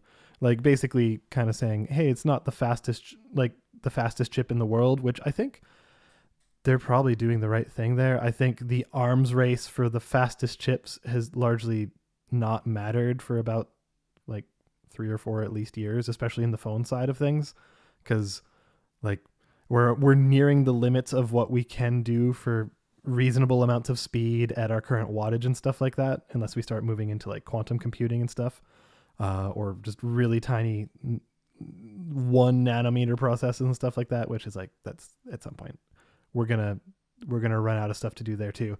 Anyways, so they're like, yeah, our chip isn't the fastest on the market, but we do a lot of stuff with it that you can't do in other places, like that's very AI focused. Like it's live translation that it does on the phone without needing the network, for example. So you can hold your phone up in a conversation with someone who speaks Italian, and they can just speak, and then it'll translate in there, and then you can respond in English, and then it'll translate for them right there. Again, don't need to be on a network. And it's like that stuff's pretty cool. Or like they were showing off the picture, what are they called, the magic eraser thing, where you can take a picture, and if there's like a person like just kind of in the corner or like far away, and it's like, oh, you have this beautiful landscape picture, but there's that one person in a bright red shirt in these beautiful mountains, you can just kind of look at the picture, rub your finger over where they are, and it'll remove it from them, or remove it from the picture and intelligently fill the picture, so it looks like they, it's basically like a Photoshop content aware filter, and it works really well, and it does it all on the phone, so like it doesn't have to connect to the network, etc. So I think just in concept, that's an interesting thing to be doing, to not just try and do the fastest, or like the gaming phones, I think, tend to have that issue where they're like, we're the fastest phone on the market and we get really hot, so we need extra heat sinks, so holy crap, we're so powerful. But like they're basically running the standard phone, it's just they're running it a bit faster, whereas this is trying to do new stuff and novel stuff, which I think is cool. Some of it's gimmicky, some of it's like you try it once and you're like, huh, all right, and then you never touch it again. But overall, I think it's a pretty good phone. It does have some issues. I think the speakers, like the audio experience on it, is absolutely terrible. Like I think the speakers are bad. I think the microphones are really inconsistent. Like sometimes they're okay, but like I tried recording some audio, like some music audio live that had just a little bit of bass in it, and like the bass just completely washed over everything, so that everything else sounded extremely muddy anytime any bass was present. So it's like, I don't know, a pretty common use case that people use their phone for is going to concerts and, recording what they're seeing and sending it to friends or whatever, or, recording it so they can watch it later or put it on YouTube or whatever. And like, I imagine if you go to a concert with this thing, it's going to sound like absolute garbage, which is really unfortunate. And Google tends to be the type of company to frequently change their stuff with updates. So like the Pixel 2, which is what I came from, had a really, really terrible camera for a long time. Like just had a bunch of weird artifacting and lens flares and stuff like that. And they addressed all of that with updates, like without having to change the hardware. And that's a good thing. So maybe they'll tune the audio stuff a little bit, but right now it's like, for the rest of the phone, which is like A tier, the audio is like F tier. So, like you said, Pat, you can have a good phone, like, and it's like you like 90% of it, but then there's just like the 10% that's kind of garbage, and you're like, eh. Yeah.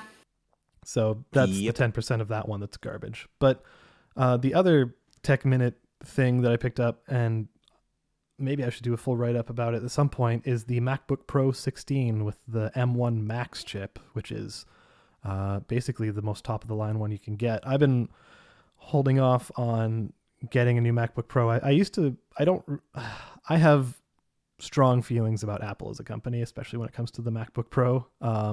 Largely negative. I had a 2011 MacBook Pro 15 that I used as long as it lived, and then until the battery started exploding. Like, it was literally expanding so much that the whole chassis was buckling. Like, it basically looked like it just had a big tumor or something, and it was no longer usable. So ran that thing to the ground until it just stopped working. And I'd been holding off on MacBooks for just, it seemed like they were really overpriced for what you were getting, and they just weren't doing anything interesting. And there was always caveats. Like, there was, for a long time, people didn't like what they call it, the butterfly keyboard or whatever, that apparently just felt like garbage. I never actually tried one. And then, like, people hated the touch bar, and like they took away all of your ports, and then like it became dongle life and all that kind of stuff, where it's just like they're always changing little things here and there that seem to make it kind of like they're trying different stuff, but all the decisions seem to be kind of crappy and not actually focusing on what people wanted. And like, the camera that's on the thing was always terrible and blah, blah, blah. But finally, 2021, they announced and released the new one using the M1 chips. And it seemed like they made all of the right changes. Like, the keyboard's better. It has lots of ports. It has an HDMI port again. It has an SD card slot. The screen is like a really nice OLED. It's just, the speakers are fantastic. It uses MagSafe again, which that was the main thing that kept me away from the previous M1s, is that those things had two Thunderbolt ports, and that's it. That's all that was on it. And that included how you charged it. So if you wanted to charge, you were taking up one of your two ports, and suddenly you only have one port to work with. And it's like, that's hard living, man. I don't care who you are. But now they brought back MagSafe, which is great. It's the thing where it's like a charger held in with a magnet. So if you trip over it, it's not going to pull your computer over. And then it also has an additional 3 ports and HDMI and all that stuff. So it's great. And the M1 Max chip is just insane. Like, it's like a 10-core CPU and then a 32-core GPU, which, as a programmer who does machine learning stuff, is very exciting, because like they showed it off for content creators who do stuff like video editing in like Final Cut or Premiere or whatever. And it taking render times down from like, I don't know, this 4K video that took half an hour to render on a Mac Pro, as in like the garbage can or cheese grater Mac Pros, the big ones, the desktops, now taking like 5 minutes to render on this thing on a portable computer. And largely it seems like those claims are pretty true. Like, it doesn't seem like they were inflating numbers at all. It seems like it is actually that insane, and it doesn't get that hot, and it's just great. But yeah, for machine learning, for programmers in the house, it doesn't use CUDA cores because it's not NVIDIA, so you can't actually use CUDA if you're used to using like TensorFlow and stuff like that, whatever. In our projects, we're actually using a Golang based machine learning thing, which we can control how it does all this, and it's kind of awesome. It's taken some of my processes down that take like, I don't know, half an hour, 45 minutes, an hour or more to train on my local machine, because I have to do training on my local machine for some stuff, down to like 5 minutes. And it's like the amount of time you save just from that, like just having stuff that used to take an hour or 2 hours down to like 5 minutes, is insane. It means you can do so much more in a day. It's great. So they finally made a really good MacBook Pro again. It's actually worth it for professionals, and I would recommend it to programmers now. I think it's a good time. It's a good one to get in on. You maybe don't need the Max if you're not doing like machine learning or video editing. You can probably get away with the Pro, but it's solid. I would say it's like a 10 out of 10 laptop. Probably, I'd say the best one I've ever owned. And I've had a lot of machines over the years. So yeah. Anyways, Tech Minute. Tech Minute. Cool. Sounds interesting. So since we're going to be saving your fun activities for a little bit later, I will move to mine. My game. in addition to playing a little bit of Pokemon here, playing a little bit of Shin Megami Tensei 5 here, I've probably made a big mistake in my gaming. And to be noted, in our notes, all it says under Allyson is, I've made a huge mistake, and then a link to Arrested Development, I've made a huge mistake compilation. So yes. I downloaded and might be getting into Genshin Impact. Oh, that's whatever. That's not a big mistake. No, it's a game. No, I mean, just in terms of like, ooh, this is gonna take like playing it yesterday, and I'm like, ooh, this is gonna take some time and maybe money. Yeah, so I think what I would say is that Genshin Impact is definitely one of the games that playing it for earlier this year for the chunk I played, it put me on my path for my current mindset of like, man, fuck video games, because I got fucking tired of having to do my Genshin Impact shit every day. But I think it's a good game. Yeah. And I don't know how long I'm going to be into it, but it's like playing it yesterday, I was like, man, this is a good real like video game. Like I initially just like downloaded it on my iPad thinking I was going to play it mobile, and then I started playing it. I was like, this is actually a real game, so I'm going to download it off of my PlayStation instead. So I was playing it on PS5 yesterday. But it's, for being a gacha game, it is surprisingly like a real game as well, which is a sad state of affairs, where that's a statement you can make, is like, oh, this is a real video game. But the problem with a lot of free-to-play games, in my opinion, is that they can be really predatory pretty early. Yeah. Where it's like the mechanics might be okay, but it's immediately going to start putting up barriers to your ability to actually engage with it. But it seems to me like Genshin doesn't do that so much. Yeah, and I mean, there's a lot of like, especially with a lot of free-to-play games or games that want you to put money into it early. There's a lot of specific things like hey, you have like an energy system, so you're only allowed to play this much before you have to either wait or put more money into it. Whereas Genshin is just like, you can play as much as you want. And like, that might be a new form of not necessarily being predatory, but being money making. It's like, because I did an in-game survey so I could get extra in-game currency, because there are multiple in-game currencies, because it is a free-to-play game, and it's you could make this like the only game you play if you really wanted to. At least that's the vibe that I get. A lot of people do. Yeah, and it specifically was like, one of the survey questions was like, do you still play other games other than Genshin Impact? And I'm like, yeah.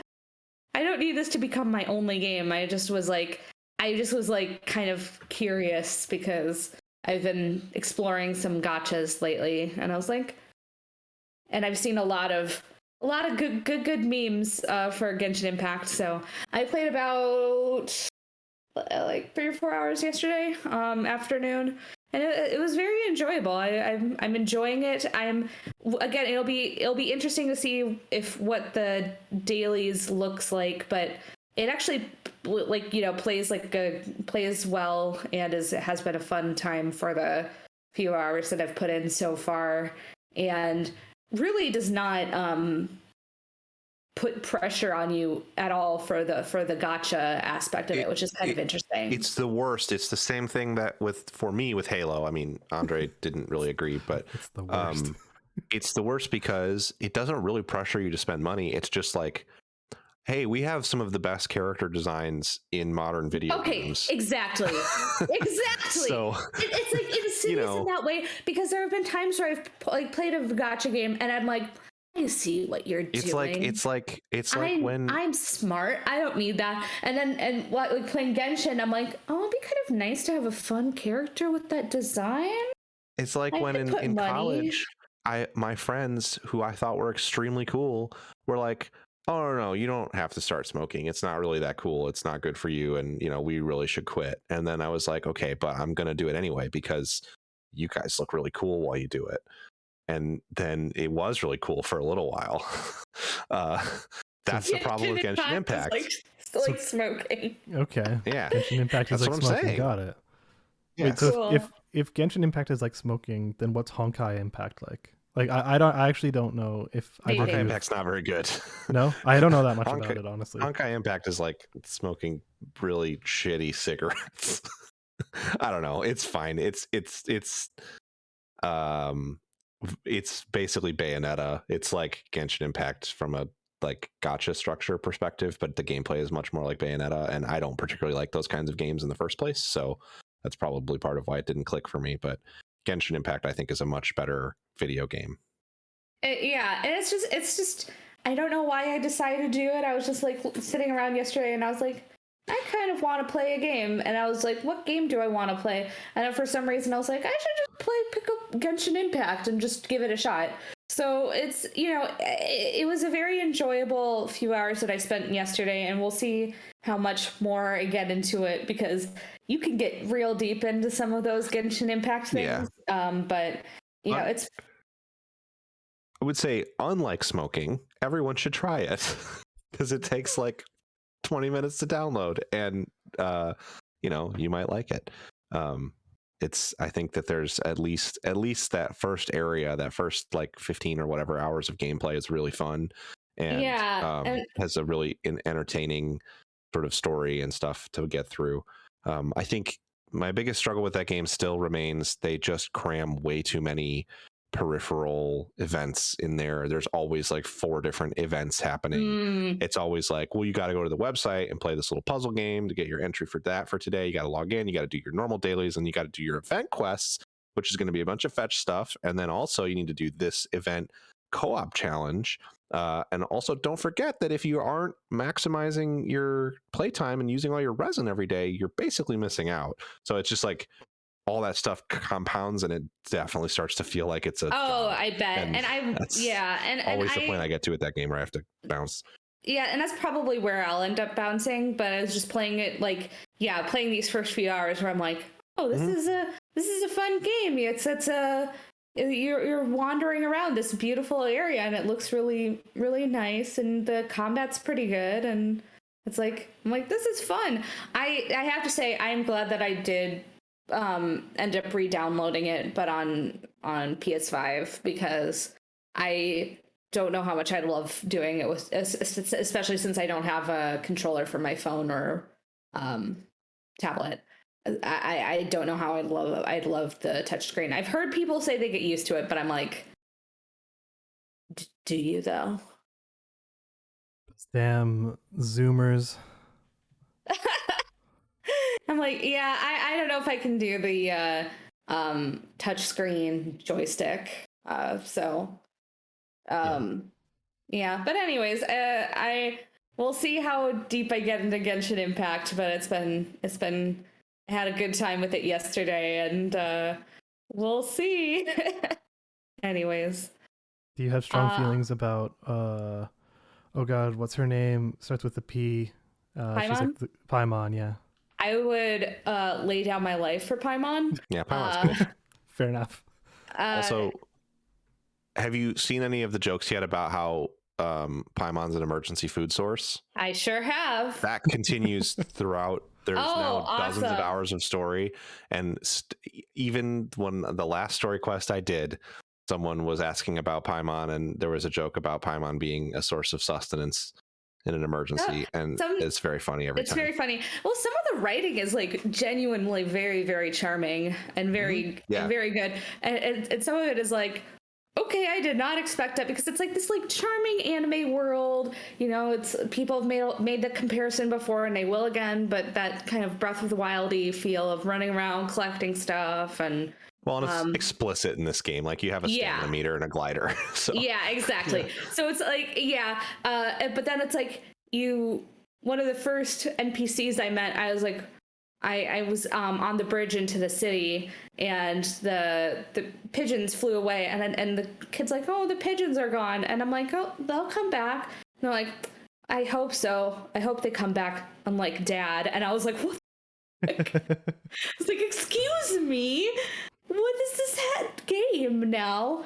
But yeah, no, I've enjoyed the hilarious. writing and the character design and the aesthetic of it a lot so far. So it's a very nice product that I have yet to spend money in. I might put a little bit of cash in there just to, do a couple of pulls, but I'll say that their monthly, if you're going to play for a month, their little monthly daily login pass thing is like $5. It's those good. are usually pretty good. Yeah. It's worth doing if you're going to play every day for a month or so. Right. Yeah. So I might try that and just, enjoy and just play it pretty much daily for a month and see where I'm after that month. But, I don't know if this is going to become like a daily thing for me, but I'm glad I picked it or I downloaded it because, like I said, I have not put money into it yet, and I've had quite a bit of fun so far. So cool.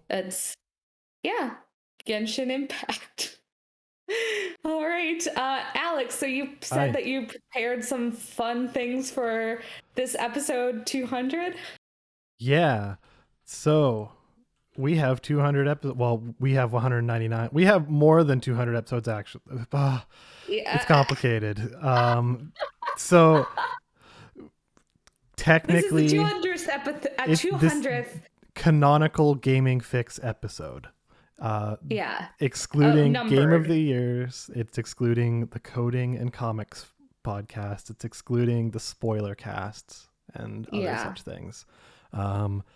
This is the 200th Gaming Fix episode. So I thought we could do some fun stuff. First, let's rank every one of our episodes from best to worst. Go. All right. So obviously the best episode is... No. I'm kidding. Yeah. So no. So folks, if you've made it to 200 episodes, you probably know by now that I'm a programmer and also do like data science stuff. So in anticipation of our 200th episode, I went and did some sciencing on our data to get some kind of fun stats. Ooh. So now, as a quick caveat, it isn't perfect, and some stuff had to be extrapolated, and the reason is because a lot of the preliminary data work was done off of tags, like how we tag stuff. Oh, we talked about Genshin Impact today. This is going to have the Genshin Impact tag. And also off of timestamps. So, being able to look at what topics we talked about and then how long we talked about them. So, that adds some weight to like how important some topics are. But the problem is that we didn't start doing tags until episode 42, and we didn't have timestamps until episode 87. So those earlier episodes kind of get lost a little bit in the data noise, and there's a bit of recency bias. But I did go through some of our early episodes to try and just, scrub through them and make sure they at least got representation. And, I just kind of shoved it in there myself. But I can't say I didn't listen to every episode in full because that's a lot of episodes. Like 80 something episodes is a lot of episodes to listen to. And we do talk for a long time on this show. We'll talk about that in just a moment. So yeah. But and for what it's worth, I'm going to go through all this stuff. I'm not going to provide numbers for now because who wants to hear people reading out numbers on a podcast? If anyone's interested, message me or whatever. Let us know. Maybe I can write up an article with numbers. Yeah, I'd be interested in that. But so let's start. What do you want to hear about? Do you want to talk about our most talked about studios, our most talked about series, our most talked about genres? Which one do you think first there? Most talked about studios it is. Yeah. Choice. Yeah. So CD Projekt Red, maybe not surprisingly, is our most talked about studio between everybody enjoying The Witcher quite a bit a handful of years ago and some news that has maybe happened in the past year or two. Most talked about studio is just going to be the shittiest studios are going to be the ones that are the most talked about. So the next most talked about studio is Square. Which I would say is not a particularly shitty studio. We've talked about a lot of Square properties. I'm just going to kind of blast through these and then we can talk about any of them if you want. Sega, which mainly came from Yakuza. Capcom, mainly Resident Evil. We got BioWare. We got Supergiant. We got FromSoft. We've got I just kind of lumped Xbox, Sony, and Nintendo together just because we've talked about games that they have developed. And lastly, Activision Blizzard. I'm glad that they're And- last, at least, in that list. And to be Yeah. noted, Last I would and definitely least. I would say for most of these stats, the first couple are probably the most important, and then after that, it's kind of like our game of the year, where 3 to X is just Right, you can where we just swap talk any about of a it. lot of different Yeah. studios and You a can lot of gotta different. swap yeah. them. They're not. Sure. It's not actually in any kind of order. But yeah, like I found it interesting that we talked so much about BioWare. It just came up a lot, and we make a lot of analogies to old BioWare games apparently, which I think is really funny. Okay, so the most talked about series. Allyson, Pat, what do you think is our number one most talked about series? Oh God. Well, it's probably either Yakuza or Final Fantasy, I would guess. Those are both in the top 3. Okay. It is neither is number 1. So does this include like number of episodes or just like how much time we've spent? Bit of everything. The episodes, right? Oh. Yep. It's how frequently the 'Cause- topic has come up and how long we have talked about it is kind of the weight is going on with all of that in mind. How high is Trails on that list? It's on there. It's not top 3. Okay. And okay. I kind of Yeah, combined I figured, Legend of 'cause that's Heroes just- 'cause and, that's and kind of- Trails. Yeah, because that's just that's the same thing. But I was like, it has to be It's on there. It's on there. Okay, so Final Fantasy, yeah, and Yakuza top 2 are in the top 2, but not top 1. I could see Ready? Nier being it too. Nier's But Nier's on the overall list, but it's yeah, definitely not top. because Automata came out before we started. 2017. Yeah, so yeah. All right, the most a talked lot about of stuff. series, just in terms of time versus frequency, Persona. Oh, Oh, Just- weird. Like you can Interesting. kind of boil down to Shin Megami Tensei now if we wanted to, but yes, between talking about Persona 3 Portable, Persona 4, Persona 4 Golden, Persona 5, Persona 5 Strikers, Persona Dancing All Night, like all of the funny. different Persona stuff. Persona 5 Royal, and then yeah. I feel like Persona is the one of the least controversial. Like everybody thinks it's good to great. Nobody is like, Well, out you here. haven't. I don't you like haven't gotten 5. deep into some of those Shin Megami Tensei mainline only people who are like, oh, Yeah. Persona. oh, I just that's mean for within the kids. cast. Within the Yeah, within cast. within our cast, yeah, it's a Within pretty cast, it's a yeah, pretty we're- it's fairly neutral ground. Yeah, we're all Um, kind of like, yeah. yeah, Persona good. Okay, so Yeah, and some of I played a stupid amount of Persona 5 Royal last year, so that kind of makes sense. so And Persona 3 Portable. Yeah. it's true. And all of us have played Personas, so and they take up Yeah. hundreds of hours, so of course we're going to talk about them. Here's some of the other ones. Again, just consider this unordered. It's not necessarily the most important. Pokemon, Kingdom Hearts, Destiny, When They Cry, that being Higurashi, Umineko, etc. Legend of Heroes / Trails, Paper Mario, which came up quite a bit. Dota and League, I just kind of combine them because when we talk about one, we usually talk about the other. Star Wars, The Witcher, Fire Emblem, Danganronpa and the Zero Escape games, and then WarioWare actually comes up relatively frequently. So there's also just a smattering of like we do have like your iRacings and your Forzas, like the stuff that you've been talking about, Pat, but like not any one of them with enough frequency to make a dent. So like you can kind of combine a lot of those into one. I also think one chunk also. when we first started, it was very much everybody just talk about whatever, and now there's a much more like there have been times when Andre's been like, you've brought up this game like 3 times in the last couple months, and it's like, okay, I'm gonna just stop talking. People are tired of hearing about iRacing. I don't need to talk about iRacing on this podcast. Maybe ever again. Probably not for months.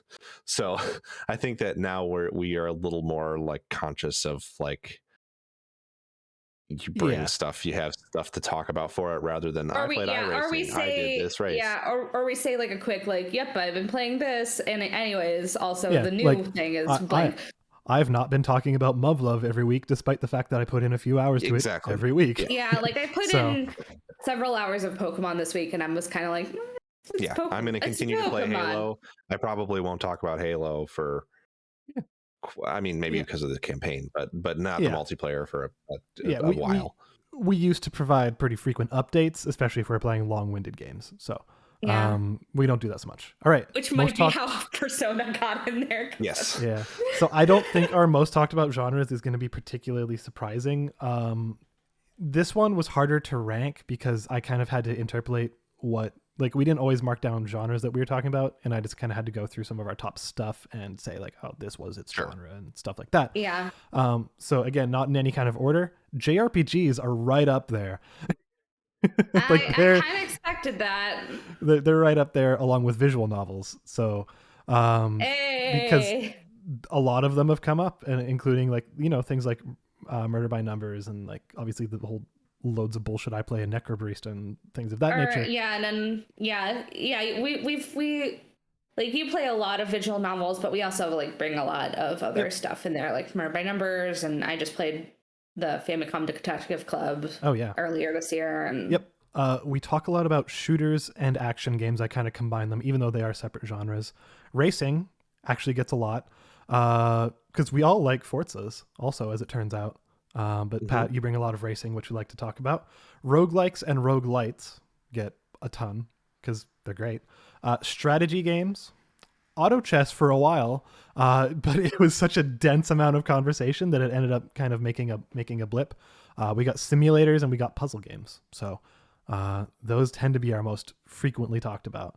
But this category I found, these next two categories I found pretty interesting. The most talked about discussion topics that we have for gaming. So not necessarily about the games themselves, but stuff surrounding the games and like the industry as a whole. Any guesses? Otherwise I can just throw us into this. Wait, say it again for me. So it's kind of discussion topics about games or about the industry. So not necessarily like, I'm talking about Final Fantasy 14 today. We're talking about this subject. I would assume it's labor. Yeah, I was going to say it's like workplace information. Crunch is part of this list. This list has 7 items. Because I had to boil it down a bit. Crunch is on there. What else are we thinking? So is crunch and workplace conditions kind of like mushed together, or is it okay? Like labor practices, etc. Yes. Yeah. Well, I don't know then. The number one, and I don't know, this feels like kind of a cop-out, but indies gets talked about a lot. Like indie games and the indie game industry and all that kind of stuff. And then the second most talked about topic, which I think is interesting, is mental health. We end up talking about that quite a bit. And like between games that focus on it, between the impact it has on the industry and just impact it has on people, especially during pandemic times, that comes up a lot. Other topics, LGBTQ issues and games and, you know, things of that nature, crunch/workplace issues. GDQ has come up quite a bit.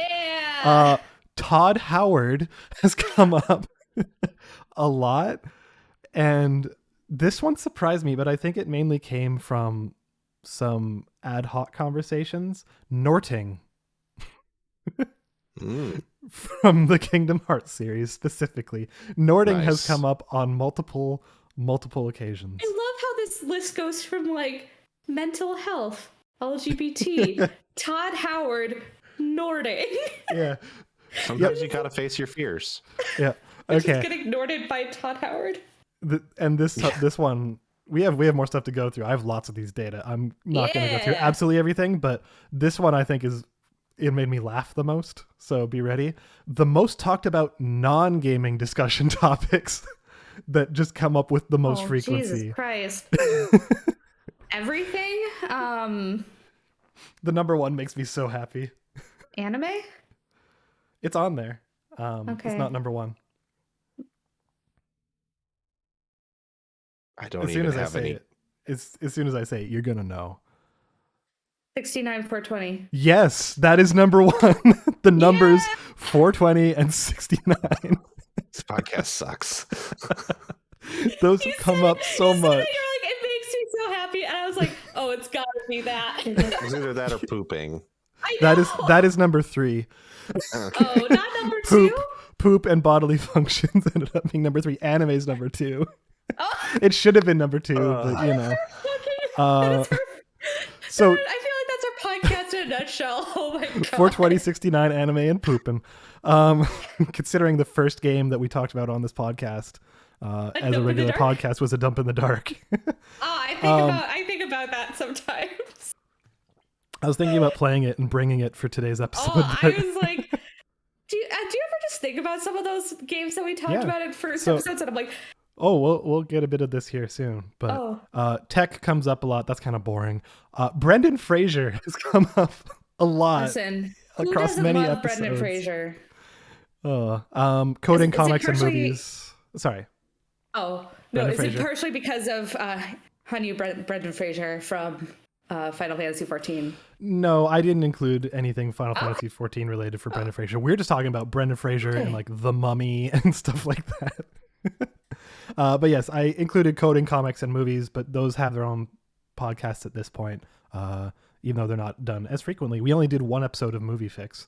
And then we had Comic Fix I haven't seen in a while, and Coding Fix I've had to put on hiatus for a little bit. But next, music comes up a lot. Specifically, K-pop makes a great showing here because I think pretty much everyone here listens to K-pop, and we have whole like 20-minute segments talking about K-pop in some of the older episodes, so it's pretty good.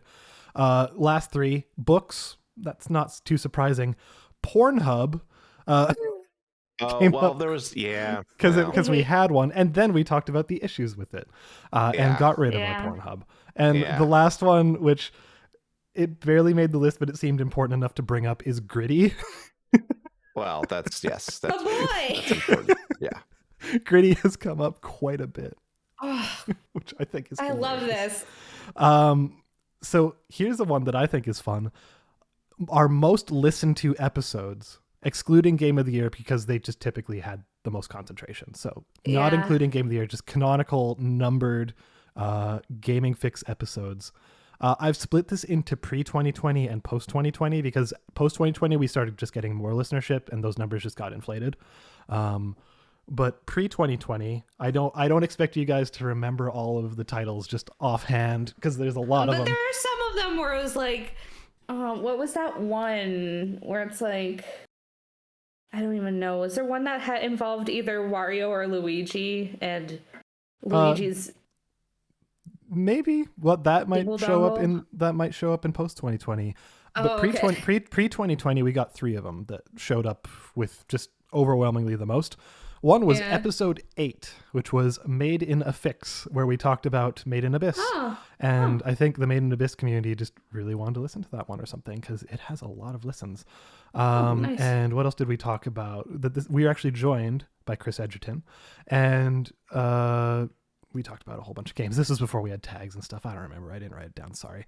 One of the next. Then this is just chronological, like episode 8. The next is like the episode 34, which was Gelato Artists Part 2. If y'all remember talking about making gelato.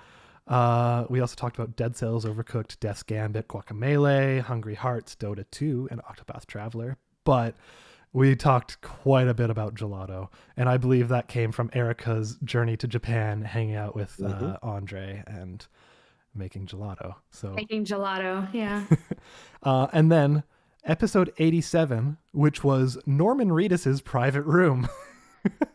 That was the episode title. You can guess what we talked about there. We also talked about Star Wars Pinball, Plants vs. Zombies, Battle for Neighborville. I don't even remember that, honestly. Skate, Monster Hunter, Resident Evil, Death Stranding, of course, and just a whole bunch of other stuff. So that's pre-2020. And again, I'm going to continue going here in chronological order, not necessarily number of plays, and I'm not including number of plays because if you want it, let me know. But episode 112, and maybe this is the one you were thinking of, Wario dies in a podcast.mp3. Hell yeah. That might have been it. That was one of our most played, and that had some great jokes in it. I still love that episode. There's a lot of just Wario jokes. We talked about Warzone. We talked about Ori, Murder by Numbers, Round Guard, which I forgot about Round Guard, Neo 2, and we had a bunch of Twitter questions. But next, Reggie's Twin Pools, episode 114. Where we're talking about his big ol' eyes that everybody loves. And we actually had Jeff Davis on that episode. So Mm-hmm. many thanks to Jeff Davis. We talked about Beastars, which I'm glad we talked about, and Doom Eternal, Stella, Animal Crossing, Nintendo, Death Stranding again, Game of Thrones Conquest, Asgard's Wrath, Black Mesa. We talked about a lot of games that week. Black Mesa, Half-Life Alyx. Anyways, the next one, episode 115, is our individual most played episode. And I don't know why. I don't think we talked about anything particularly crazy on it. But it was the one episode titled, and I don't know how to read it out loud, number 4, and then in brackets, FOUR, number 20, in brackets, TWENTY. So 4/4/2020. That episode was by far our most listened to. And Fitting. it was basically when we were just deep into 2020. We were talking about that stupid cat girl without salad game. That game sucked. Oh God, I haven't we talked thought about about that in forever. We talked about Good Job. We talked about Doggerai, Crossnick, Animal Crossing New Horizons. We talked about hot dogs, horseshoes, and hand grenades, and Mountain Blade 2, Bannerlord, and the Resident Evil 3 remake, which I don't think anyone really loved. All right, and then just jumping through it, 176, the director's cut. It's relatively recent, actually. I think that was the one that had Danny DeVito as an image. Talked about Ami Yamato. We talked about Ratchet and Clank for a solid half an hour. The Necro Barista spoiler cast had quite a bit. That's good. Because I think our good friends over there, they shared it around, and and lastly, not leastly, this is actually the only one out of order. It was our second most listened to, was episode 134, Ejecto Cito, featuring one Jana Choa. Oh, yeah. Where we were talking about this just before the podcast, Allyson, where we talked about Fast and Furious Crossroads and Cold Steel and the Peloton and Twinfold and Mixolumia and Into a Dream, which God, I hated Into a Dream. What a terrible game. Persona 5 Royal, Dragon Ball Z, Kakarot, and we talked about Halo Infinite being delayed. We talked about how the move. We talked about how there was a controller listing that might have leaked this theoretical console called the Xbox Series S. Ooh, who knows? Who knows if that's going to happen? We talked about Blaseball. We talked about Ono leaving Capcom. Oh no. Yeah. So anyways, we've had a variety of guests, all of whom have been awesome. Monty Velez, Joe Zack, Jeff Davis, Victoria Tran, Jana Choa, MC Fixer, one Chris Edgerton, Cheese, Bread, Alex Getty and Joel from Super GG Radio, Theo, who is Sam's friend, Xavier, and not credited but frequently showed up was one Baby Todd Howard. Baby Todd Howard. All the pets. All the pets have meowed or purred or barked or farted in some capacity. Yeah. And this is the kind of the second to last section I have to talk about here. The last one I think is going to be funny. But we had our short-lived experiment where we did our monthly stuff clubs, where we started with The Vision, the comic with Tom King and Marvel. Then I made the mistake of starting us with Made in Abyss rather than, something more approachable for people who were not degenerates like myself. We talked about Wrestle Kingdom, and then we just kind of stopped because it was a lot of time to dedicate for all of us. But that was a fun experiment. I think it was fun, and I'd actually be interested in bringing it back. I mean, I don't know if we necessarily need to do it as often, but I enjoyed. I really enjoyed The Vision. I really enjoyed as a strong word for Made in Abyss, but I experienced it. I was traumatized by it, and then that Wrestle Kingdom is still the only time I've ever watched wrestling. Wrestle Kingdom taught me that I'm not interested in wrestling. I know, me too. So I think this is the problem, right? Is like, none of us want to spend time doing stuff we don't like. And I think we found that in that experience, there was a good chance to recognize that part of the reason we make for a good podcasting team is we have a very diverse set of tastes. Yep. And I don't want to do half the stuff y'all like, and vice versa. Fair enough. Yeah, it was a fun experiment, but it only lasted like 3 months. But I just wanted to call attention to it because I imagine a lot of our listeners were not listening at the start. Also, our audio quality at the start was fucking terrible. It's gotten Oh, so yeah. much better.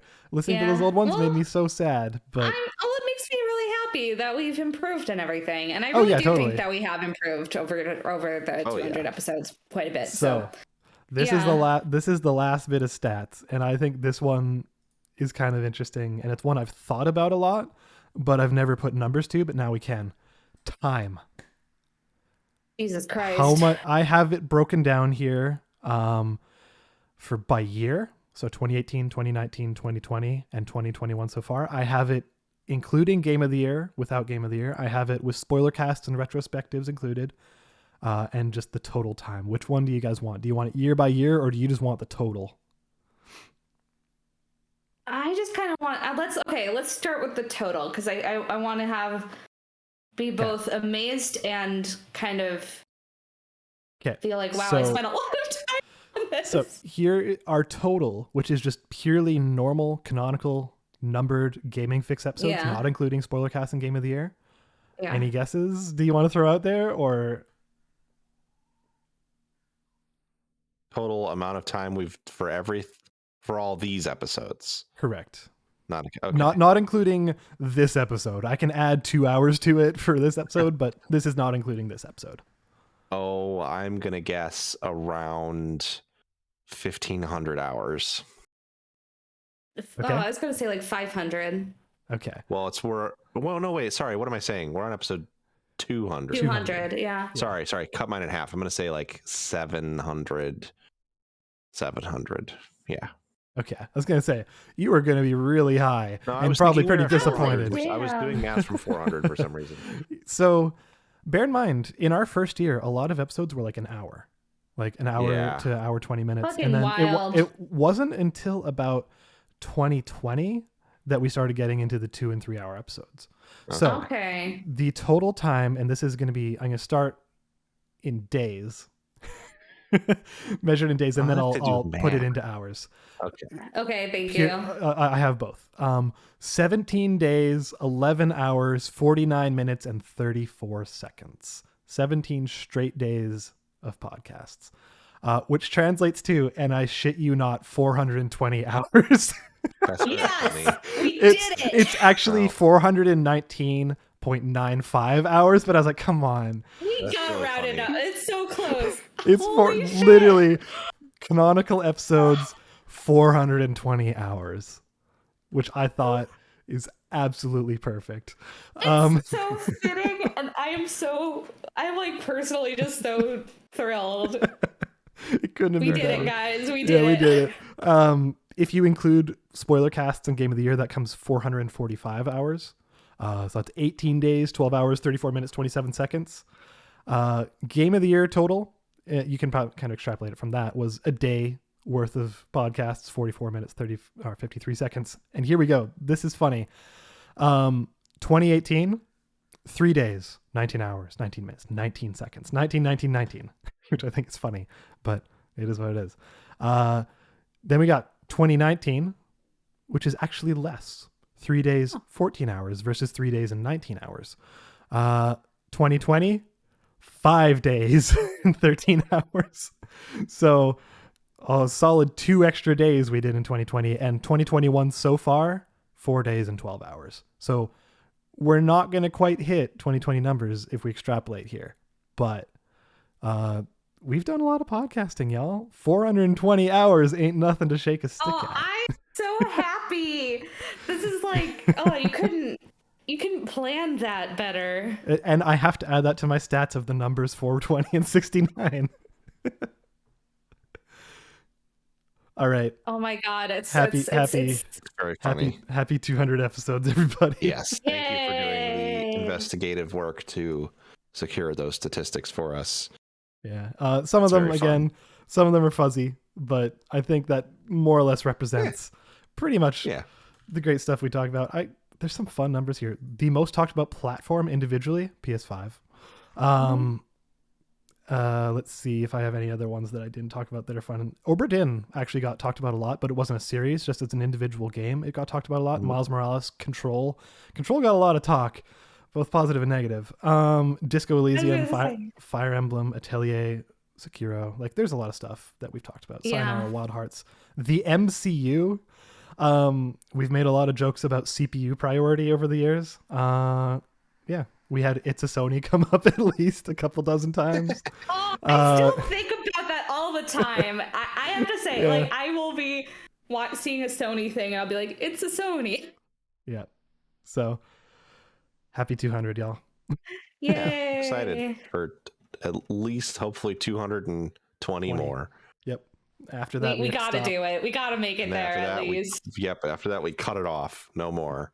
Just cut out dead turkey, or what a cold turkey they call it, right? Yeah. Dead, Dead. dead turkey. We're gonna kill the turkey. We're gonna dead this turkey. We're gonna dead Yeah. turkey Yeah. podcast.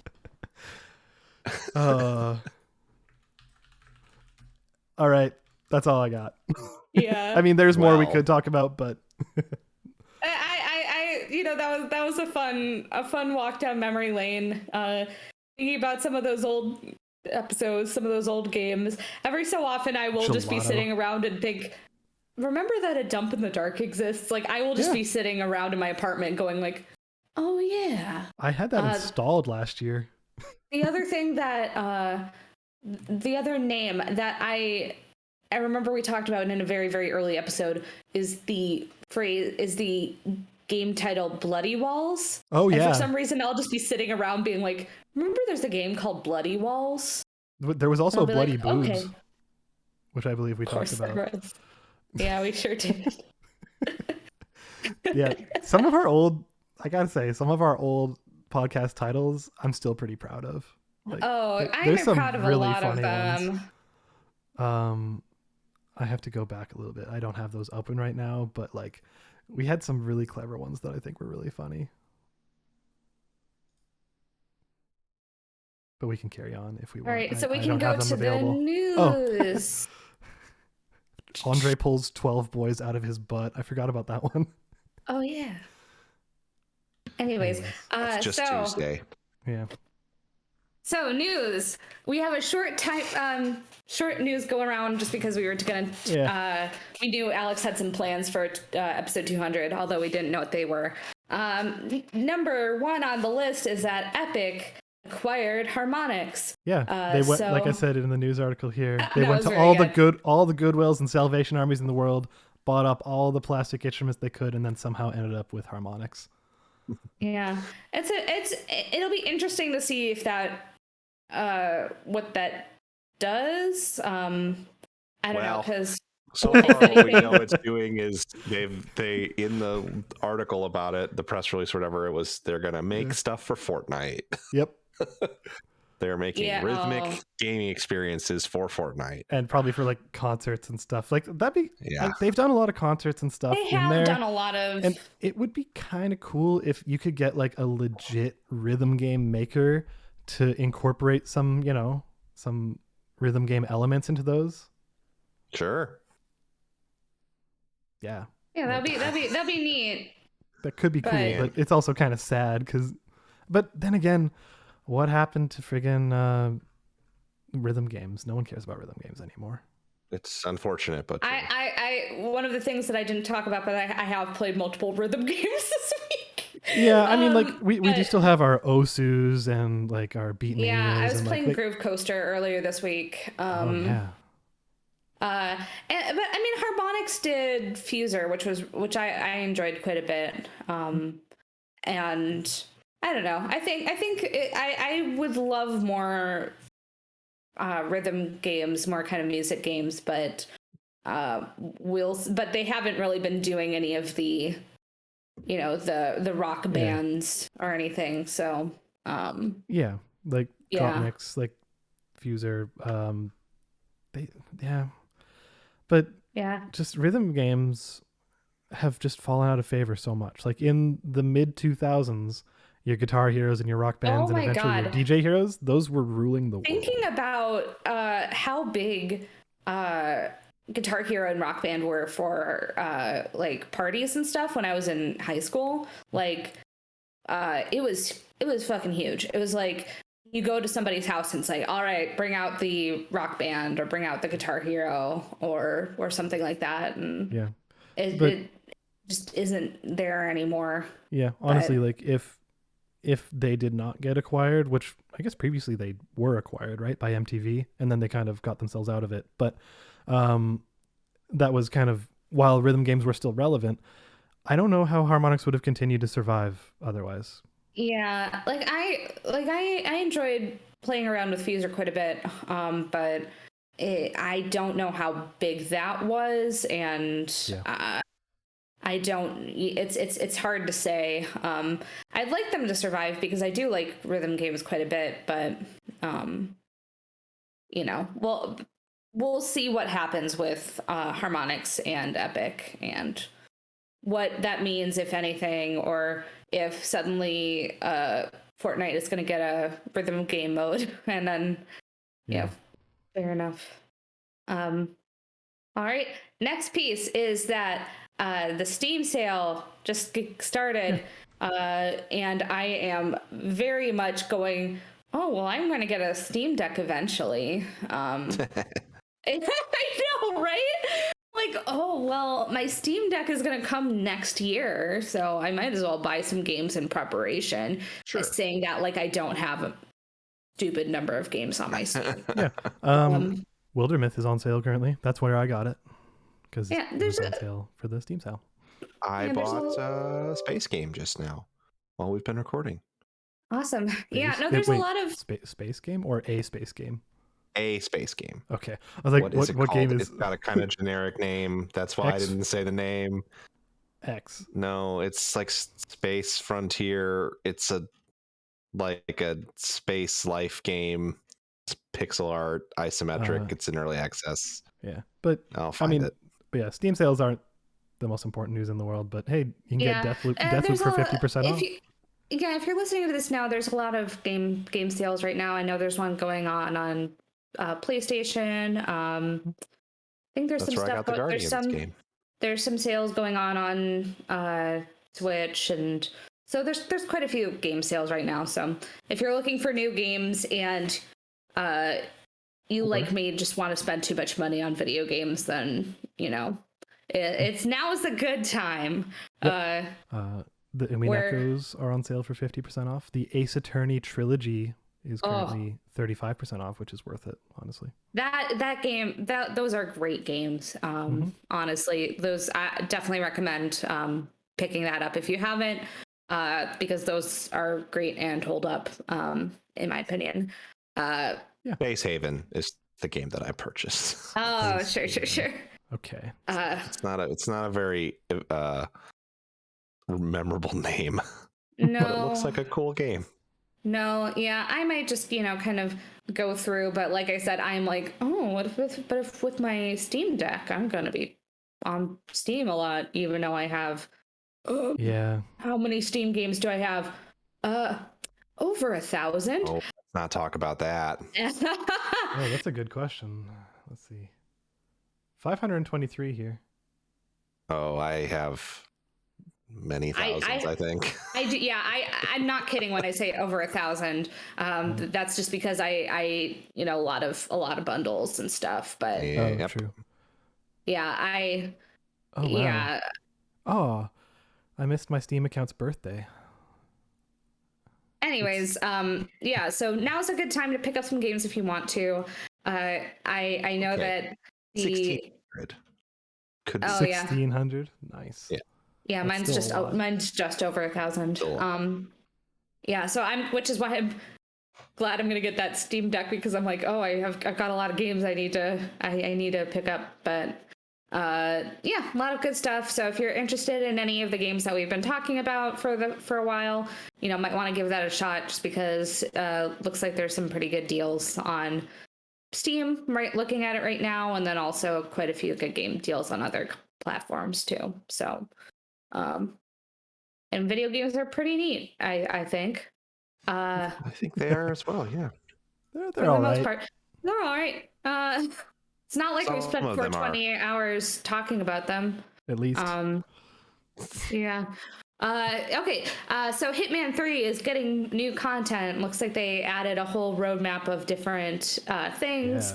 Looks like they've adding new game modes and bringing VR to PC. So looks like there's quite a bit of extra new content that they're supporting it with. So yeah, it's awesome. And apparently this game brought in just the most like as an individual game brought in the most players they've ever had. So yeah, it says here that they're at the milestone of 50 million players, and then it's the most successful awesome. Hitman game of all time.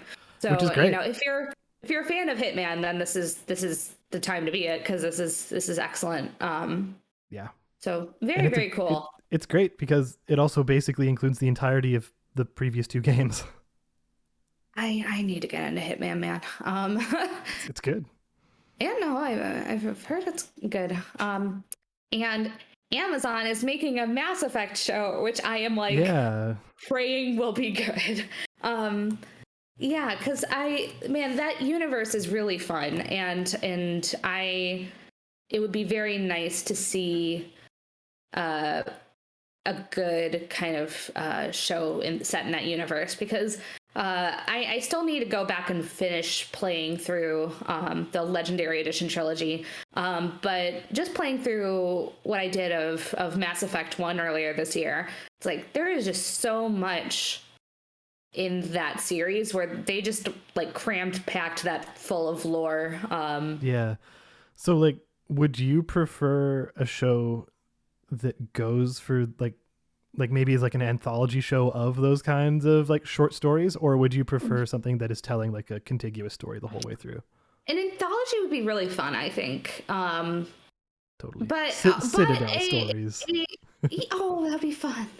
Yeah, like an anthology would be nice, or an original story. I just would really like it to be new characters, because I feel like the characters in the games, like I don't need to hear necessarily more from them, as I really love those games. But I just think that playing through 1 again, you get a real sense for just how much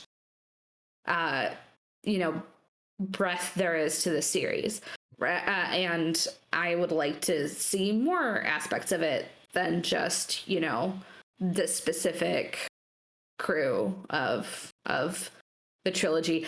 Bring back the Andromeda cast. Here we go. Oh yeah, there you go. Yeah, the Andromeda cast before they left.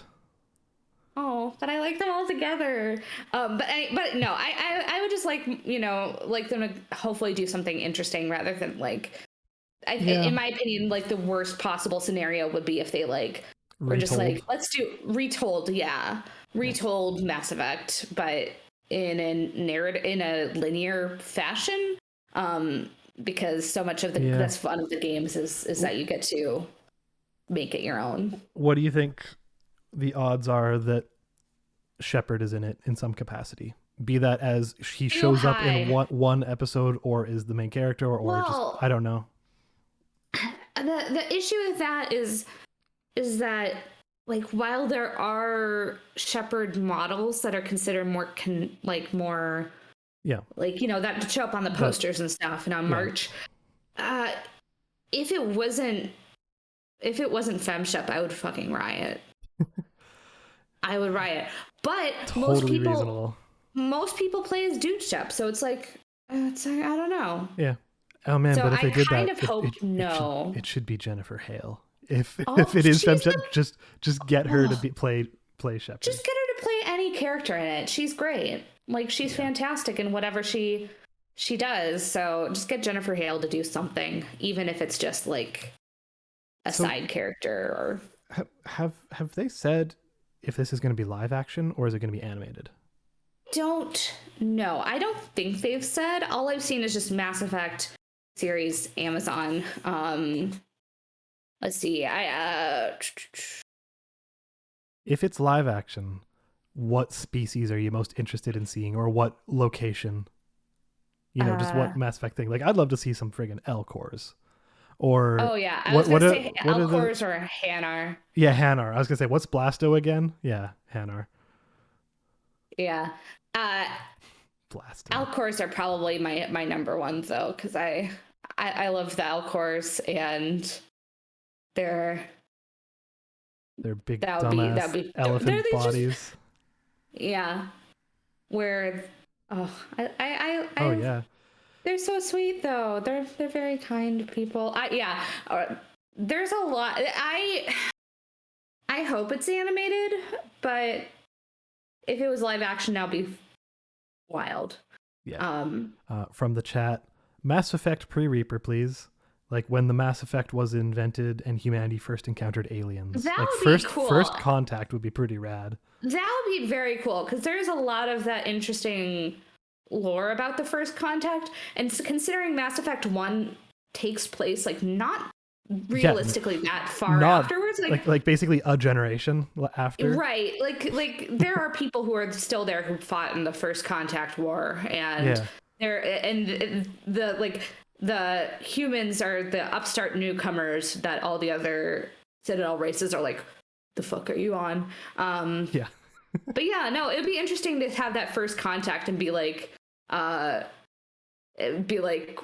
the Turians meet the humans are like, what the fuck? Humans are just like, excuse me? Because having more kind of get used to the various alien races and get used to just kind of the giant leap in technology that goes from that would be really interesting. I think that's a really great idea. Agreed. Thanks for that, Cheese. Yeah, no, that is rad. That's a rad idea.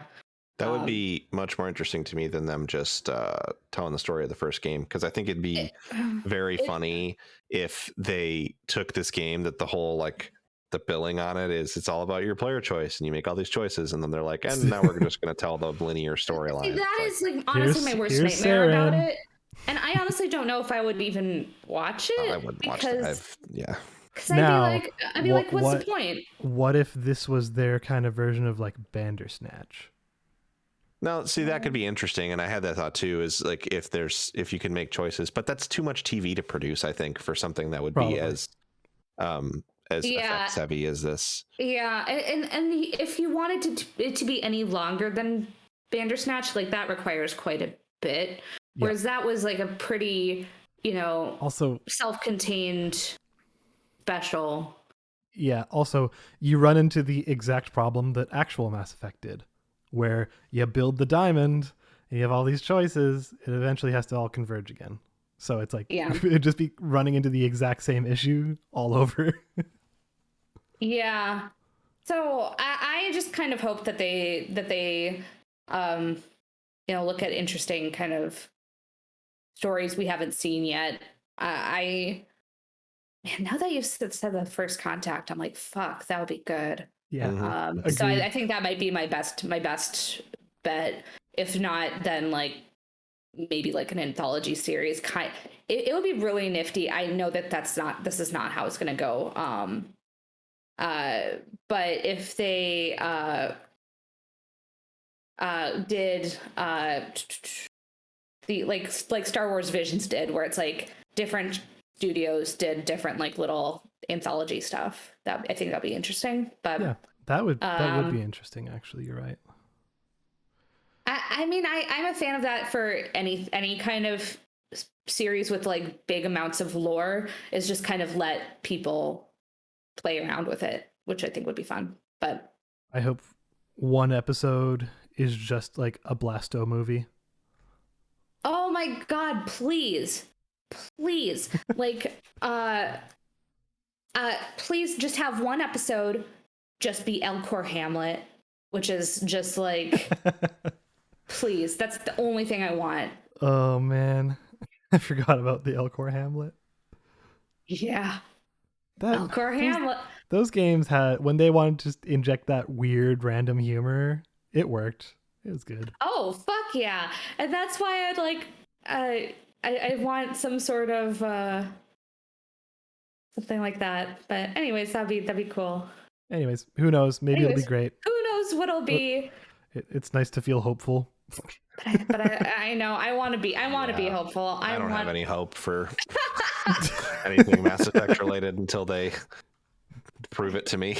As the Andromeda defender stepping in, I want more Mass Effect, so we'll see. Anyways, I think that's all the news we have. So I think that's going to do it for episode 200 of Gaming Fix. Anybody have anything else they want to add before we bounce? Didn't show up in the stats, but there was a lot of dabbing. Oh, of course. As All there right. should be. As there should be. All right. Pat, where can people find you? You can find me on Twitter at PJCPlays, and I guess in space. Just Cool. look Fair up. They Look it up. Look up. They say eyes up all the time in Halo Infinite multiplayer, and it's very funny. Sorry, that's just because it's a Destiny thing. Anyway. Oh, is it? I didn't know that. Oh, eyes up. Look up at this Halo for me. Anyways, Alex, where can people find you? Probably here for at least another 420 hours. Woo. Oh, I'm so happy that worked out. You can find me on Twitter at WRITERSERENYTY. You can also find us at Fix Podcasts on Twitter, fix.space, and also you can email us at gaming@fix.space. Thank you, Jeff Davis, for the music. We really appreciate it, and I think that's going to do it. Well, we don't have an Andre here to disgust us with his outro, so have a lovely afternoon, everyone. Yes, lovely afternoon. Have a wholesome weekend. Yeah. Yeah. Bye, Yeah. guys. Bye. Oh my God.